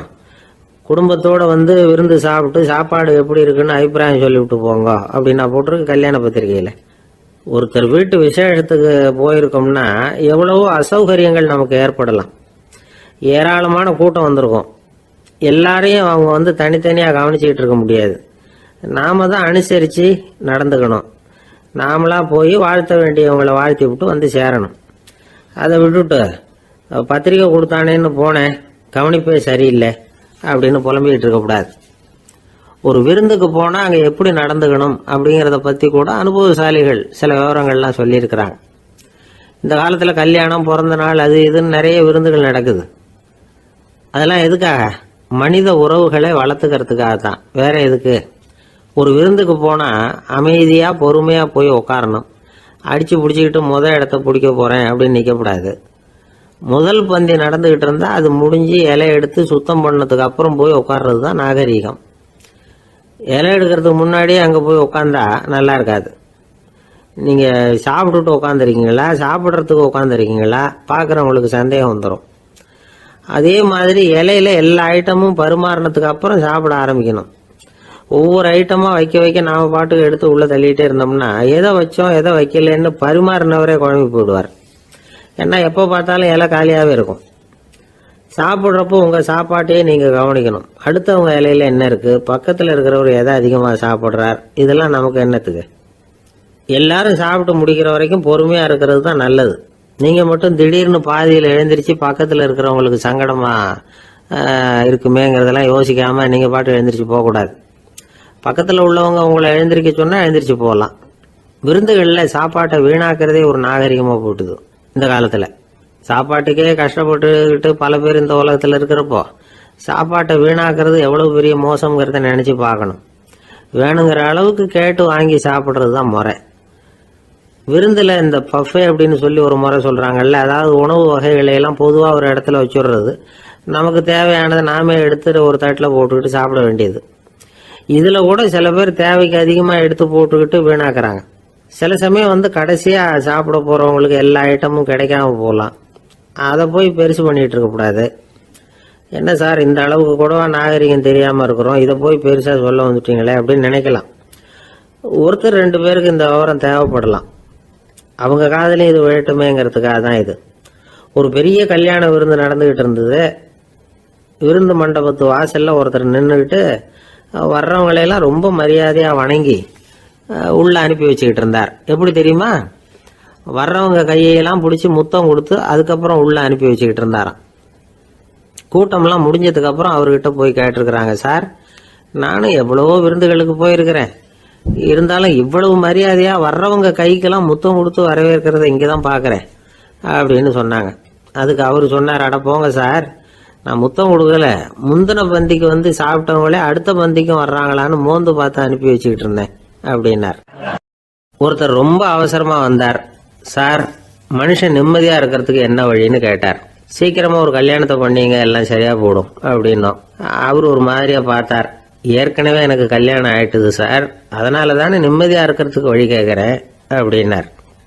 சரி, இவர் ஒரு மாதிரியான கேஸ் அப்படின்னு நினைச்சுக்கிட்டு நம்மகிட்ட இருந்த ஒரு சின்ன புத்தகத்தை அவர்கிட்ட தூக்கி கொடுத்தோம். இதை படிச்சு பாருங்கன்னு. கல்யாணத்துக்கு பிறகும் சந்தோஷமா இருக்கிறதுக்கு என்ன வழி அப்படிங்கிற கேள்விக்கு அந்த புத்தகத்துல விளக்கம் இருந்தது. கணவன் மனைவிக்குள்ள சிக்கல் வராம இருக்கிறதுக்கு அதுல சில வழிகளை சொல்லி கொடுத்துருக்குறாங்க. அதெல்லாம் என்னென்ன அப்படிங்கிறத இப்ப பார்க்கலாமா? குடும்பம்னு இருந்தா கோபம் வரதான் செய்யும், அது வந்துட்டு போகட்டும் பரவாயில்ல. ஆனா அந்த கோபம் ஒரே நேரத்துல 2 பேருக்கும் வந்துடாம பாத்துக்கணும். ஒரு சமயத்துல யாராவது ஒருத்தர் தான் கோபப்படணும், அடுத்தவங்க அமைதியா இருக்கணும். அதுக்கப்புறம் இவர் அமைதியான உடனே அவங்க ஆரம்பிச்சுக்கலாம். கோபமா ஏதாவது சொன்னா உடனே கோபமா பதில் சொல்லக்கூடாது. கொஞ்சம் பொறுத்து கோபம் தீர்ந்த உடனே அந்த பதில சொல்லலாம். அப்போ பதில் கோபமா இருந்தா கூட அது அவ்வளவு பெருசா தெரியாது. அற்ப விஷயத்துக்கெல்லாம் காய்ச்சி மூச்சுன்னு கத்திட்டு இருக்கக்கூடாது. உங்க 2 பேருக்குள்ள ஒரு தர்க்கம் ஆரம்பமாயிட்டுதுன்னு வச்சுக்கோங்க, கடுமையா 2 பேரும் விவாதம் பண்றீங்க. உங்கள ஒருத்தர் இதுல ஜெயிக்கணும்னா அது நீங்களா இருக்க வேணாம், அடுத்தவங்க ஜெயிக்கிறதுக்கு நீங்க துணையா இருங்களேன். அப்படின்னா நீங்க கொஞ்சம் விட்டு கொடுக்கணும், அவ்வளவுதான். ஏதாவது குத்தம் சொல்லணுமா, செஞ்ச தப்ப சுட்டி காட்டணுமா, விமர்சனம் பண்ணணுமா, பண்ணுங்க, வேணான்னு சொல்லல. ஆனா சொன்னதை அப்படி சொல்றத வந்து கொஞ்சம் அன்பா இதமா சொல்லுங்க. எப்போ நடந்த தவறுகளை எல்லாம் இப்போ போய் மறுபடியும் ஞாபகப்படுத்திட்டு இருக்க வேண்டாம். நான் அப்பவே சொன்னேன் இந்த புடவை வேணாம்னு, நீங்க தான் கேட்கல, இப்போ பாருங்க கிழிஞ்சு போச்சு இப்படின்னு கத்துனாங்க ஒரு அம்மா. எப்போ சொன்னீங்கன்னு கேட்டா ஒரு 10 வருஷத்துக்கு முன்னாடி தீபாவளி சமயத்துல அப்படிங்கிறாங்க. அது என்ன இன்னும் அப்படியே புதுசாகவா இருக்கும்? உங்களுக்கு அவரு தான் பெருசு, அவருக்கு நீங்க தான் பெருசு. அதை விட இந்த உலகத்துல வேற எதுவும் முக்கியம் இல்லைன்னு நினைக்கணும். நீ தான் என்னுடைய உலகம்னு எத்தனை தடவை சொல்லியிருப்பீங்க? அதெல்லாம் வெறும் வசனமா போயிடக்கூடாது. ஏதாவது ஒரு பிரச்சனையை பத்தி கடுமையா விவாதம் பண்ணிட்டு இருக்கீங்க, அதை அப்படியே பாதியில விட்டுட்டு படுக்கைக்கு போயிடக்கூடாது. சொச்சத்தை நாளைக்கு பேசிக்கலாம்னு. அப்படி போனா தூக்கம் வராது. பிரச்சனையை ஒரு முடிவு பண்ணிக்கிட்டு அதுக்கப்புறமா தூங்க போகணும். ஒரு நாள்ல ஒரு தடவையாவது உங்க ஜோடியை பாராட்டி நல்ல விதமா கனிவா ஒரு வார்த்தை சொல்லணும் அப்படின்னு தீர்மானம் பண்ணீங்க. ஏதாவது தப்பு பண்ணிவிட்டீங்கன்னா பரவாயில்ல, அதை ஒத்துக்கிறதுக்கும் மன்னிப்பு கேட்கறதுக்கும் தயாரா இருக்கணும். அது ஒன்றும் கேவலம் கிடையாது. வீட்டுக்குள்ள தானே கேட்க போறீங்க, வெளியில யாருக்கு தெரிய போகுதோ. எப்படியோ உங்களுக்குள்ள ஒரு சமரசம் ஆனா சரிதான். ஒரு தகராறுன்னு எடுத்துக்கிட்டா குறைஞ்சபட்சம் அதுக்கு 2 பேர் தேவை. தனியாவே உட்காந்துக்கிட்டு நான் இப்ப தகராறு பண்ணிட்டு இருக்கிறேன் அப்படின்னு யாரும் சொல்ல முடியாது. 2 பேர் தகராறு பண்றாங்கன்னா பொதுவா அந்த 2 பேர்ல யாரு அதிகமா பேசுறாங்களோ அவங்க பேர்ல தான் தப்பு இருக்கும். அதை மனசுல வச்சுக்கணும். இதெல்லாம் தான் அந்த புத்தகத்துல போட்டிருக்கிற வழிமுறைகள். இவ்வளவும் சரியா வரலன்னா அப்புறமா சொல்லுங்க, வேற புத்தகம் ஏதாவது இருக்கான்னு தேடுவோம். ஒரு கணவன் தன்னுடைய மனைவியை அழைச்சிட்டு ஒரு மனோதத்துவ டாக்டர் கிட்ட வந்தாரா. டாக்டர், எங்களுக்கு கல்யாணம் ஆகி 30 வருஷ காலமா நாங்க ஒரு விஷயத்துல கூட ஒத்து போனதில்லை அப்படின்னு ஆரம்பிச்சார். உடனே அந்த அம்மா குறுக்கிட்டு, அது 30 வருஷம் இல்ல 32 வருஷம் அப்படின்னாங்களாம். அந்த ஆளு என்ன கண்ணா பண்ணான்னு திட்டி விட்டான் சார், அதை நினைச்சா எனக்கு ரொம்ப வருத்தமா இருக்கு அப்படின்னு சொல்லி கவலைப்பட்டார் ஒருத்தர். இதுல கவலைப்படுறதுக்கு என்ன இருக்குது அப்படின்னாரு ஒரு பெரியவர். அவர் ஒரு மகான். என்ன சார் இப்படி சொல்றீங்க, ஒருத்தர் நம்ம பார்த்து திட்டுனா வருத்தமா இருக்காதா அப்படின்னார். அது எப்படி வருத்தமா இருக்கும், திட்டுறதுங்கிறது என்ன, அது வெறும் சத்தம் தானே அப்படின்னார் அந்த பெரியவர். நம்ம ஆளுக்கு தலையை பிச்சுக்கலாம் போல இருந்தது. இருக்காது அப்படின்னா நமக்கு அப்படித்தானே தோணுது. அந்த பெரியவர் சொல்றது ரொம்ப பெரிய விஷயம். அதை நாம புரிஞ்சிக்க முயற்சி பண்ணலாம்னா நடைமுறை வாழ்க்கைக்கு அது ஒத்து வர்றது மாதிரி தெரிய மாட்டேங்குது. இருந்தாலும் அந்த பெரியவர் அதுக்கு என்னதான் விளக்கம் கொடுக்குறாருன்னு பார்ப்போமே. ஒரு ரயில் போயிட்டு இருக்கு, அதுல ஒரு சாது போயிட்டு இருக்கார். அந்த ரயில் வந்து அவர் ஹரித்வாரம் போயிட்டு இருக்கார். அவரு ரயில்ல ஏகப்பட்ட கூட்டம். நம்ம ஊர் ரயில் கேட்க வேணும், டிக்கெட் வாங்கிட்டு கொஞ்சம் பேர், வாங்காத கொஞ்சம் பேர். அது என்னத்துக்கு அனாவசியமா டிக்கெட் அப்படிங்கிற நினைப்புல பாதி பேர். இந்த கூட்டத்துக்கு மத்தியில அந்த சாதுவும் போயிட்டு இருக்கிறார். உட்கார்றதுக்காக இருந்த இடத்துல ஒரு ஆள் படுத்திருக்கிறான், கொஞ்சம் முரட்டு ஆசாமி. அவன் காலு பக்கத்துல கொஞ்சோண்டு இடம் பாக்கி இருந்தது. அந்த இடத்துல இந்த சாது உட்கார்ந்திருந்தார். மெதுவாக உட்காந்துக்கிட்டார் போய். ஆனால் அந்த ஆள் ராத்திரி பூரா இவரை காலால் உதச்சிக்கிட்டே இருக்கிறான். அது இவருக்கு ரொம்ப அவமானமாக பட்டுது. அதனால் துக்கம் ஏற்பட்டது. இருந்தாலும் அதை ஒரு மாதிரியாக சகிச்சுக்கிட்டே இவர் வந்து சேர்ந்தார். பொழுது விடிஞ்சது. அந்த சாது ஹரித்வார் வந்து சேர்ந்தார். அங்கே ஒரு பெரிய ஞானியை சந்திச்சார். ராத்திரி ரயிலில் அந்த ஆள் உதைச்சதையும் அதனால் தனக்கு ஏற்பட்ட துக்கத்தையும் இந்த சாது அந்த ஞானிகிட்ட சொன்னார். சொல்லிவிட்டு, ஏன் சுவாமி, எனக்கு துக்கம் ஏற்பட்டதே அது தப்பா அப்படின்னு கேட்டார். தவறுதான்னார் அந்த ஞானி. உனக்கு இன்னமும் தேக அபிமானம் போகலைங்கிறது தான் அது காட்டுது. அஷ்டாவக்கிரர் என்ன சொல்றார் தெரியுமா? உண்மையான ஞானி யாராவது தன்னை வந்தனை செய்தால் அதற்காக சந்தோஷப்பட மாட்டார், யாராவது நிந்தனை செய்தால் அதற்காக வருத்தப்பட மாட்டார் அப்படின்னு சொல்றார். நிந்தனைங்கிறது ஒரு ஒலி தான். தேகாபிமானம் இருக்கிற வரைக்கும் இந்த ஒலி நம்மளை வந்து வேதனைப்படுத்தும். நான் தேகம் இல்லை, ஆத்மா அப்படிங்கிற நினைவு இருந்தா இந்த ஒலி நம்மளை பாதிக்காது. மனு என்ன சொல்றார் தெரியுமா? ஒரு சாதகன் பாராட்டுதலை விஷம்னு நினைச்சு பயப்படணும், அவமானத்தை அமிர்தம்னு நினைச்சு சந்தோஷப்படணுங்கிறார். அவமானப்பட்டா கவலைப்படாமல் எப்படி இருக்க முடியும் அப்படின்னு தான் நமக்கு தோணும். அதனால தான் நம்மள யாரும் இதுக்கு உதாரணமாக யாரையும் காட்ட முடியல. புத்தரையும் கபீரையும் உதாரணமாக காட்டுறாங்க. அவங்களுக்கெல்லாம் அவமானம் ஏற்பட்டப்போ கவலையே படலையாம். புத்தரை வந்து அவமானப்படுத்தணுங்கிறதுக்காக கௌசாம்பி ராணி ஒரு இளம் பெண்ணை கொலை பண்ணி சடலத்தை புத்தர் குடிசைக்கு முன்னாடி போட சொன்னார். போட்டாங்க. புத்தர் தான் அந்த பொண்ணை கெடுத்து கொலை பண்ணி விட்டாருன்னு எல்லாரும் நினைச்சாங்க. ஆனால் புத்தர் இதை பற்றி கவலையே படலை. அப்புறமா உண்மை தெரிஞ்சதும் புத்தர் புகழ் இன்னும் அதிகமாயிட்டது. ஒரு பெரிய சபையில் ஒரு மோசமான பொண்ணு நுழைஞ்சி தனக்கும் கபீருக்கும் சம்பந்தம் உண்டுன்னு சொன்னா. கபீர் கவலைப்படலை. அவங்க மாதிரியெல்லாம் நாமளும் இருக்க கற்றுக்கணும். நிந்தனை, அபகீர்த்தி, அவமானம் எல்லாம் ஆண்டவன் கொடுக்கிற பிரசாதம்னு நினைக்கணும் அப்படின்னு சொல்றார் அந்த ஞானி. இதை கேட்ட இந்த காலத்து ஆசாமி ஒருத்தர், நான் கூட அப்படிதான் சார், யாராவது அவமானப்படுத்தினா கவலைப்பட மாட்டேன். நேற்று கூட ஒருத்தர் என்ன பலார்னு அரைஞ்சுட்டார், நான் கொஞ்சம் கூட கவலைப்படலை, பேசாமல் வந்துட்டேன்னார். ஏன் அப்படி வந்துட்டீங்க அப்படின்னு. அவர் அரைஞ்சதுலேயும் ஒரு அர்த்தம் இருந்தது, அதனால தான் அப்படி வந்துட்டேன்னார். ஏன் அரைஞ்சாருன்னு கேட்டேன். 10 வருஷத்துக்கு முன்னாடி 15 ரூபா அவர்கிட்ட கடன் வாங்கினேன், அதை கேட்டு கேட்டு பார்த்துட்டு கடைசியாக தான் அரைஞ்சார் அப்படின்னார். ஆண்டவனுடைய பிரசாதம் இவருக்கு அடிக்கடி கிடைக்கும் போல இருக்கு. சில பேரை இப்படி சொல்றது உண்டு, அடுத்தவங்களை அனுசரித்து நடந்துக்க தெரியல, அவன் என்ன சார் மனுஷன் அப்படிம்பாங்க. சக மனிதர்களோட எப்படி பழகிறது அப்படின்னு தெரியாததுனாலேயே பல பேர் இன்னைக்கு சங்கடப்பட்டுக்கிட்டு இருக்கிறாங்க. வசதி வாய்ப்பெல்லாம் சரியாக இருக்கும், ஆனால் வாழ்க்கை சரியாக இருக்காது. இன்னொருத்தர்கிட்ட எப்படி பேசுறது பழகிறதுங்கிறது தெரியாததுனால தான் இந்த அவஸ்தை. சரி, இந்த அவஸ்தை இல்லாமல் வாழறது எப்படி? இதுக்கு அனுபவசாலிகள் சில வழிமுறைகளை சொல்கிறாங்க. அதெல்லாம் என்னென்னங்கிறத இப்போ தெரிஞ்சுக்குவோம். முதல்ல நம்ம நாக்கு நம்ம கண்ட்ரோலில் இருக்கணும். வார்த்தைகளை வந்து கொட்டிவிட்டு அதுக்கப்புறம் அள்ள முடியாமல் கிடந்து கஷ்டப்படக்கூடாது. எப்படி பேசுகிறோங்கிறதும் முக்கியம், பேசுகிறப்ப எப்படி முகத்தை வச்சிருக்கிறோங்கிறதும் முக்கியம். அன்பாக பேசினாலும் நல்லாயிருக்கும். அப்படி பேசுகிறப்ப ஆதரவாக அவர் தோள் மேலே ஒரு கையை போட்டுக்கிட்டு பேசினா இன்னமும் நல்லாயிருக்கும். 2வது விஷயம், இன்னொருத்தர்கிட்ட பேசுகிறப்போ வாக்குறுதிகளை அள்ளி வீசக்கூடாது. கொடுக்குற வாக்குறுதி குறைச்சலாக இருக்கணும். அப்படி கொடுத்த வாக்குறுதியை கண்டிப்பாக நிறைவேற்றணும். நாம் ஒருத்தரை பாராட்டுறோம் அல்லது அவரை பற்றி அபிப்பிராயம் சொல்கிறோம்னா அது ஆக்கப்பூர்வமாக இருக்கணும். நம்ம பாராட்டு அல்லது விமர்சனம் அடுத்தவருடைய முன்னேற்றத்துக்கு உதவுறது மாதிரி இருக்கணும். நாம் சொல்கிறத கேட்டுட்டு அவன் தலையில் கையை வச்சுட்டு உட்காந்துடக்கூடாது. எப்பவும் உற்சாகமாக இருக்கணும், முகம் மலர்ச்சியாக இருக்கணும். மனுஷன் இருந்தால் வருத்தம், கவலை, ஏமாற்றம் எல்லாம் இருக்க தான் செய்யும். அதெல்லாம் மனசில் இருக்கட்டும். அந்த வருத்தமும் கவலையும் ஏமாற்றமும் சேர்ந்துக்கிட்டு நம்ம முகத்தில் இருக்கிற மலர்ச்சியை மூடி மறைக்கிறதுக்கு நாம் இடம் கொடுத்துடக்கூடாது. எந்த விஷயத்தை பற்றி யாருக்கிட்ட பேசினாலும் வெளிப்படையாக பேசணும், திறந்த மனசோட பேசணும். மூடி மறைச்சி முன்னு மூங்கிக்கிட்டு இருக்கக்கூடாது. இன்னொருத்தர்கிட்ட பேசுகிறப்போ விவாதம் பண்ணுங்க, அது தப்பு இல்லை. ஆனால் வாதாடிக்கிட்டு இருக்கக்கூடாது. அதாவது என்ன சொல்கிறாங்கன்னா, டிஸ்கஸ் பண்ணலாம், ஆர்கியூ பண்ணக்கூடாதான். நம்மக்கிட்ட இருக்கிற நல்ல குணங்களை நாம் எடுத்து சொல்லிகிட்டு இருக்கக்கூடாது. அந்த நல்ல குணங்களே நம்மளை பற்றி எடுத்து சொல்லணும், அது மாதிரி நடந்துக்கணும். அதே மாதிரி அடுத்தவங்க கிட்ட உள்ள கெட்ட குணங்களை பற்றி அவசியம் இல்லாமல் நாம் பேச வேண்டியதில்லை. உங்களை பற்றி யாராவது தப்பாக பேசுகிறாங்களா, அப்படி அவங்க பேசுகிறதுல உண்மை இல்லையா அப்படின்னா அதை நீங்கள் பொருட்படுத்த வேண்டியதில்லை, விட்டுடலாம். அது தானாக போயிடும். ஒரு 4-5 பேரோட பேசிக்கிட்டு இருந்தீங்கன்னா எல்லாருக்கும் முக்கியத்துவம் கொடுங்க, யாரையும் அலட்சியப்படுத்தாதீங்க. தமாஷா பேசலாம், ஆனால் அவங்க தமாஷ் அடுத்தவங்களை கேலி பண்ணுறதா இருக்கக்கூடாது. நமக்கு கிடைக்க வேண்டியது கிடைக்கலையே அப்படிங்கிற தவிப்பு நம்மக்கிட்ட இருக்கக்கூடாது, அது தேவையில்லை. உங்கள் செயல்பாடுகள் தெளிவாக இருக்கட்டும், பாராட்டு தானாக அவங்கள தேடிட்டு வரும்.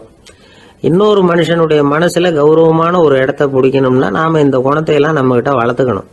இதெல்லாம் அனுபவசாலிகள் சொல்லியிருக்கிற குறிப்புகள். இந்த குறிப்புகளை சரியாக புரிஞ்சுக்கணும், அது முக்கியம். தப்பாக புரிஞ்சுக்கிட்டா என்ன ஆகும் தெரியுமா? இதை கேளுங்க. ஒருத்தர் வந்தார், சார் அடுத்தவங்க தோள் மேலே கையை போட்டுக்கிட்டு அன்பாக பேசணும்னு சொன்னீங்க, அப்படிதான் பேசினேன். அவர் முதுக கூட தட்டி கொடுத்தேன், என் வேலை போயிட்டுது சார், வீட்டுக்கு அனுப்பிச்சிட்டாங்க அப்படின்னார். யாருக்கிட்ட அப்படி பேசுனீங்கன்னு கேட்டோம். என் முதலாளிகிட்ட சார் அப்படிங்கிறார் ரொம்ப சோகமா. அம்மாக்காரங்களுக்கு அடிக்கடி ஏற்படுற கவலை ஒன்று உண்டு, அதாவது குழந்தை சரியா சாப்பிட மாட்டேங்குதே அப்படிங்கிற கவலை. இவங்கெல்லாம் ஒரு விஷயத்த நல்லா புரிஞ்சுக்கணும். குழந்தைகள்ங்கிறவங்க பெரியவங்க மாதிரி இல்லை. அவங்க கடிகாரத்தில் மணியை பார்த்துட்டு சாப்பிட்றதுக்கு உட்கார்ற ரகம் கிடையாது. பசிச்சா சாப்பிடுவாங்க, இல்லைன்னா விளையாடுவாங்க அல்லது தூங்குவாங்க. அது புரியாம அவங்கள கட்டாயப்படுத்தி அல்லது மிரட்டி சாப்பிட வைக்கிறது ரொம்ப தப்பு. ஒரு 8 மாச குழந்தைக்கு 3 மணி நேரத்துக்கு ஒரு தடவை பசிக்கும். அந்த நேரம் பார்த்து சாப்பாடு கொடுத்தா அடம் பண்ணாமல் அது பாட்டுக்கு சாப்பிட்றோம். அதே குழந்தைக்கு 1 வயசு ஆகிறப்போ 4 மணி நேரத்துக்கு ஒரு தடவை பசிக்கும். இந்த வயசுல இயற்கையாகவே பசி குறைஞ்சிருக்கும். அது புரியாம என் குழந்தை முன்னாடி மாதிரி இப்போ சரியா சாப்பிட மாட்டேங்கிறான் அப்படின்னு சில பேர் டாக்டர்கிட்ட போய் சொல்லிக்கிட்டு இருப்பாங்க.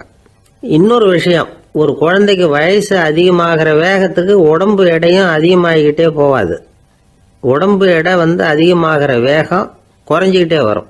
6 மாச குழந்தைக்கு ஒரு வாரத்தில் 150 கிராம் எடை கூடும். ஒரு வயசுல வாரத்துக்கு 71 கிராம் எடை கூடும். இது புரியாம அதிகமாக சாப்பாட்டை கொடுத்து குழந்தைய கஷ்டப்படுத்தக்கூடாது. ஏன்னா அளவுக்கு மீறின உணவு அஜீரணத்தை உண்டு பண்ணிவிடும். குழந்தைக்கு ஒரு தட்டில் கொஞ்சமாக ஆகாரத்தை வச்சு கொண்டுகிட்டு போய் கொடுக்கணும். மலை மாதிரி குவிச்சு வச்சா அதை பார்த்ததுமே பசி அடங்கி போயிடும்.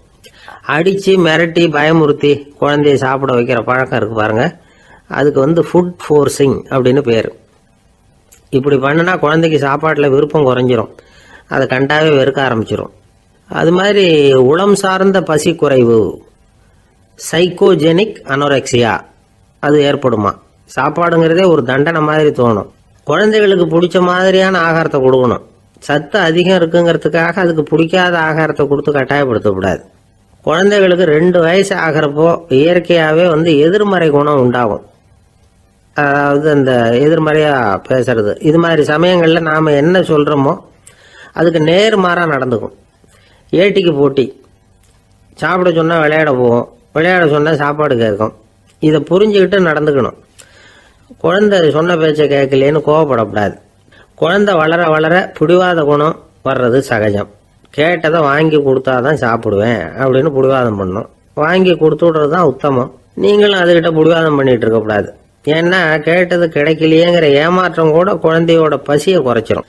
கேட்டது கிடைச்சிட்டா பசி அதிகமாகும், கொடுத்ததை மளமளன்னு சாப்பிட்றோம். குழந்தைகளுக்கு கண்ட நேரத்தில் சாப்பிட்றதுக்கு எதையாவது வாங்கி கொடுத்துக்கிட்டு இருந்தா சாப்பாட்டு நேரத்தில் சாப்பிடாம அடம் பண்ண ஆரம்பிச்சிடும். பள்ளிக்கூடம் போகிற பிள்ளைங்க காலை உணவை சரியாக சாப்பிட மாட்டாங்க. அச்சம், அவசரம், பரபரப்பு இதெல்லாம் தான் காரணம். பள்ளிக்கு புறப்படுறதுக்கு ஒரு 3/4 மணி நேரத்துக்கு முன்னாடியே சாப்பாடு போட்டுருங்க, அது சரியாக போடும். படிக்கிற குழந்தைகள் உடல் சோர்வு, மனச்சோர்வு இது காரணமாக கூட சாப்பிட மறுக்கிறது உண்டு.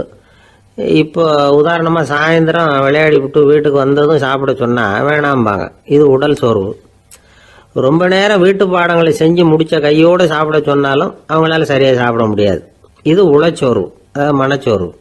இதை தவிர குழந்தைகளுக்கு உடல் நலக்குறைவு ஏற்பட்டால் கூட சாப்பிட மறுக்கிறது உண்டு. சில மருந்து மாத்திரைகள் கூட பசியை குறைச்சிரும். அதனால் சரியாக தெரிஞ்சுக்கிட்டு குழந்தைகளை சாப்பிட வைக்கணும். அது புரியாமல் கையில் சாப்பாட்டு தட்டை வச்சுக்கிட்டு குழந்தைகளை விரட்டிக்கிட்டு அலையக்கூடாது. ஒரு சின்ன பையன் சொன்னான், எங்கள் அம்மா சாப்பாடு போடுறது தெரிஞ்சா நான் உடனே வீட்டை விட்டு வெளியில் ஓடி போடுவேன் அப்படின்னா. ஏன் அப்படி பண்ணுறேன்னு கேட்டோம். எங்கள் அப்பா கூட அது மாதிரி தான் சார் பண்ணுவார் அப்படிங்கிறான். இந்த உலகமே ஒரு நாடக மேடை, நாம் எல்லாரும் நடிகர்கள். இது ஞானிகள் சொல்கிறது. இது ஒரு பக்கம் இருக்கட்டும். இந்த உலகத்துக்குள்ள எத்தனையோ நாடக மேடைகள், எத்தனையோ நடிகர்கள், எத்தனையோ நாடகங்கள், இதெல்லாம் எப்படி ஆரம்பமாச்சு? அதுதான் இன்னைக்கு தகவல். அதாவது ஆதி மனிதன் பேச ஆரம்பிக்கிறதுக்கு முன்னாடி சைகையாலேயே எல்லாத்தையும் சொல்லிக்கிட்டு இருந்தான். அதனால் அப்போவே நடிப்பு ஆரம்பமாயிட்டுது. முதல்ல ஒரு வேட்டையைத்தான் அவன் நடித்து காட்டியிருப்பான். இவன் எப்படி போனான், எதிரில் மிருகம் எப்படி வந்தது, அதோட எப்படி சண்டை போட்டான், எப்படி அடித்து கொண்டுகிட்டு வந்தான், இதை அப்படியே மற்றவங்களுக்கு நடித்து காட்டியிருப்பான். ஏன்னா மொழி கிடையாது. இந்த காலத்துல எல்லாம் நாடகங்களில் நடிக்கிறவங்கள நடிகர்கள்ங்கிறோம். ஒரு காலத்தில் இவங்களுக்கு என்ன பேர் தெரியுமா? திஸ்பியர்கள் அப்படின்னு பேராம். இதுக்கு காரணம் உண்டு. அதாவது 2000 வருஷத்துக்கு முன்னாடி கிரீஸ் நாட்டில் திசிபியஸ் அப்படின்னு ஒரு ஆள் இருந்தான். அவன் ஒரு பெரிய நாடக கலைஞன். அவன் சில இளைஞர்களை சேர்த்துக்கிட்டான், பயிற்சி கொடுத்தான், நாடக குழுவை உருவாக்கினான். நடிகர்களையும் நாடகத்துக்கு தேவையான பொருள்களையும் ஏற்றிக்கிட்டு போகிறதுக்கு ஒரு வண்டியையும் தயார் பண்ணான். அந்த வண்டியிலேயே அவன் கிரேக்க நாடு பூராவும் சுற்றினான். ஊர் ஊராக நாடகம் போட்டான். ஒரு ஊருக்கு போனதும் அங்கே நாடகம் நடத்த தியேட்டர் இருக்கா அப்படிங்கன்னெல்லாம் பார்க்கறது இல்லை அவன். ஏன்னா அப்போலாம் தியேட்டர்னா என்னென்ன தெரியாது. நாடகம்னா அது ஒரு மூடிய கொட்டைக்குள்ளே தான் நடத்தணுங்கிறது அப்போ யாருக்குமே தோணலை. இந்த வண்டி போகும், அதுவே ஒரு பகுதி அப்படியே ஒரு மேடை மாதிரி விரிச்சிக்கும். அதில் ஏறி நின்றுக்கிட்டு நாடகத்தை நடித்து காட்டுவாங்களாம். மக்கள்லாம் எதிரில் தரையில் உட்காந்து அதை பார்த்துக்கிட்டு இருக்கிறது. உலகத்தின் முதல் நடமாடும் தியேட்டர் இதுதானா. இந்த திசிபியஸ் தான் முதலாக உலகத்தில் நாடகம்ங்கிற பொழுதுபோக்கை நடத்தி காட்டினவன் அப்படின்னு சொல்கிறாங்க. அவன் சொந்தமாக நாடகம் எழுதுனா, நடித்தான், நாடகத்தை இயக்கினான். அதனால தான் அவனை first man of the theatre அப்படின்னு சொல்லுவாங்க. அவன் தான் நாடக மேடையின் முன்னோடி. கிரேக்கர் காலத்திலேயே நாடக ஆசிரியர்கள், நடிகர்கள், ரசிகர்கள் இவங்கெல்லாம் உருவாயிட்டாங்களாம். நாடகத்தின் சரித்திரத்தில் இந்த 3 பிரிவும் ரொம்ப முக்கியம். அதாவது கிரேக்க தியேட்டர்கள்லாம் திறந்த வெளி மேடைகள் தான். பெரும்பாலும் மலைச்சரிவுகள், அதுவே படிப்படியாக பண்ணியிருப்பாங்க. கீழே அரைவட்ட வடிவில் மேடை, அதுக்கு ஆர்கெஸ்ட்ரான்னு பேர். பிற்காலத்தில் இதில் உட்காந்து இசைக்குழுவினர் வாய்ச்சதுனால இசைக்குழுவுக்கே ஆர்கெஸ்ட்ராங்கிற பேர் வந்துட்டுது. இப்போ கிரேக்க தியேட்டர்களில் ஒன்று, அதோட காலம் கிமு 340. அதை இன்னமும் பாதுகாத்து வச்சிருக்கிறாங்களாம். எபிடாரஸ் அப்படிங்கிற இடத்துல அது இருக்குதான். இன்னமும் அந்த தியேட்டரை பயன்படுத்திக்கிட்டு வர்றாங்களாம். சிறந்த கிரேக்க நாடகங்கள்லாம் அங்கே நடிக்கிறாங்களாம். ஆரம்ப காலத்திலேயே கட்டணம் கிடையாது. அப்புறம் பின்னாடி தான் நுழைவு கட்டணம்லாம் அப்படியே வந்துட்டு தான். நடிகர்கள் பளபளப்பான ஆடைகள் உடுத்தியிருப்பாங்களாம். இந்த குதிகால் உயர்ந்த காலணிகள் போட்டிருப்பாங்களாம். இதெல்லாம் பழைய குறிப்புகள். பலவிதமான உருவங்களில் மாஸ்க் அப்படின்னு சொல்லப்படுற முகமூடி. அதனால் ஒரே நடிகர் பல வேடங்களில் நடிக்கிறது உண்டான். ஆரம்பத்தில் பெண் நடிகர்கள் கிடையாது, எல்லாம் ஆண் நடிகர்கள் தான். ரோமானியர்கள் தான் முதல் நிரந்தர நாடக மேடையை கட்டினவங்க. அதுதான் முதல் தியேட்டர். கிமு 1048 காலகட்டத்தில் பாம்பிங்கிற நகரத்தில் அதை கட்டியிருக்கிறாங்களாம். கிரேக்க ரோமானிய தியேட்டர்களின் அடிப்படையிலேயே இந்த இத்தாலிய வடிவ அமைப்பாளர்கள் இந்த குதிரை லாட வடிவில் ஒரு ஆடிட்டோரியத்தை உருவாக்கினாங்களாம். இப்படி அதை பற்றி நிறைய தகவல் இருக்குது. 1576 லண்டனில் இந்த வின்ஸ்பர்ரி, அப்புறம் இந்த பில்ட்ஸில், அப்புறம் ஜேம்ஸ் இப்படிங்கிற ஒரு முயற்சியால் தான் இங்கிலாந்தில் முதல் தியேட்டர் உருவாச்சான். அப்படி ஒருத்தர் இருந்தாராம். உலக நாடக மேடையின் வரலாறு இதுதான். அதாவது இப்பெல்லாம் அறிவியல் வளர்ச்சி அதிகமாயிட்டுது. திரைப்படம், தொலைக்காட்சி எல்லாம் வந்தாச்சு. ஒவ்வொரு வீடுமே ஒரு குட்டி தியேட்டர் மாதிரி ஆயிட்டுது. தொலைக்காட்சி முன்னாடி உட்காந்து எழுந்திருக்கவே மனசு வர்றதில்லை. ஒரு அம்மா ஒரு மனோதத்துவ டாக்டரை தேடிட்டு வந்தாங்களாம் இந்த காலத்தில். டாக்டர், எங்கள் வீட்டுக்காரர் எப்போ பார்த்தாலும் டிவி முன்னாடி உட்காந்துக்கிட்டு அதையே வெறிச்சு பார்த்துக்கிட்டு இருக்கிறார், உத்து பார்த்துக்கிட்டு இருக்கார், எனக்கு சந்தேகமாக இருக்குன்னாங்களாம். இது மனக்கோளாறு இல்லைங்க, ஆர்வக்கோளாறு, அவ்வளவுதான், இதுக்காக பயப்படாதீங்கன்னாராம் டாக்டர். அப்படி இல்லை டாக்டர், டிவி ஓடும் பொழுது நாம் எல்லாம் அதை பார்க்குறோம் சரி, ஆனால் அவர் அப்படி இல்லை, டிவியை நிறுத்தினதுக்கு அப்புறமும் அதையே உத்து பார்த்துட்டு உட்காந்துருக்கிறார், அதனால தான் சந்தேகப்பட்டு உங்ககிட்ட வந்தேன் அப்படின்னாங்களாம். ஒரு இலக்கிய கூட்டம் ஏற்பாடு பண்ணியிருக்கிறோம், நீங்கள் அவசியம் அதில் பேசணும் அப்படின்னு கேட்டுக்கிட்டார் ஒருத்தர். வேணாங்க, 4 பேருக்கு முன்னாடி நிற்கிறதுனா எனக்கு ரொம்ப கூச்சமாக இருக்கும் அப்படின்னாரு இவர். ஏன் சார் இன்னமும் குழந்த மாதிரி கூச்சப்படுறீங்களே அப்படின்னார் அவர் ஒரு மாதிரியாக சமாளித்து அனுப்பி வச்சுட்டு அதுக்கப்புறம் அதை பற்றி இவர் யோசித்து பார்த்துருக்கார். சில நிபுணர்கள் எழுதியிருக்கிறத படித்தும் பார்த்துருக்கிறார். மனோதத்துவ நிபுணர்கள் என்ன சொல்கிறாங்க தெரியுமா? 10லேருந்து 20% குழந்தைகள் பிறக்கிறப்பவே கூச்ச சுபாவம் கொண்டதாக தான் இருக்குதான். ஒரு தாத்தா தன்னோட பேர பிள்ளைய ஆசையாக கூப்பிடுறார் விளையாட்டு காட்ட. அதை அழுதுகிட்டு ஓடி போகுது. ஒரு அம்மா தன்னோட பிள்ளைய பள்ளிக்கூடத்தில் சேர்க்கறதுக்காக கூப்பிட்டுக்கிட்டு போகிறாங்க. அந்த புள்ள அம்மாவோட முந்தானையில் ஒளிஞ்சிக்கிட்டு வெளில வரமாட்டேங்குது. இவங்களையெல்லாம் எப்படி சமாளிக்கிறது? குழந்தைகளோட கூச்ச சுபாவத்தை போக்குறது எப்படி? இதுக்கு நிபுணர்கள் சில யோசனைகளை சொல்லியிருக்கிறாங்க. மற்றவங்களுக்கு முன்னாடி என் பையனுக்கு கூச்சம் ரொம்ப அதிகம் சார், மற்றவங்க பார்த்தா ரொம்ப வெக்கப்படுறான், இப்படி சொல்கிற அப்பாக்கள் உண்டு. என் பையன் புது மனுஷால பார்த்தா அட்டையாக ஒட்டிக்குவான் சார் அப்படின்னு சொல்கிற அப்பாக்களும் உண்டு. இப்படிலாம் குழந்தைகளுக்கு முத்திரை குத்துறது ரொம்ப தப்பான். புதுசாக யாராவது வீட்டுக்கு வந்தால் குழந்தை தானாக தன்னோட கூச்சத்தையும் பயத்தையும் போக்கிக்கிட்டு சகஜமாக மாறி வர்றதுக்கு வாய்ப்பு கொடுக்கணுமா.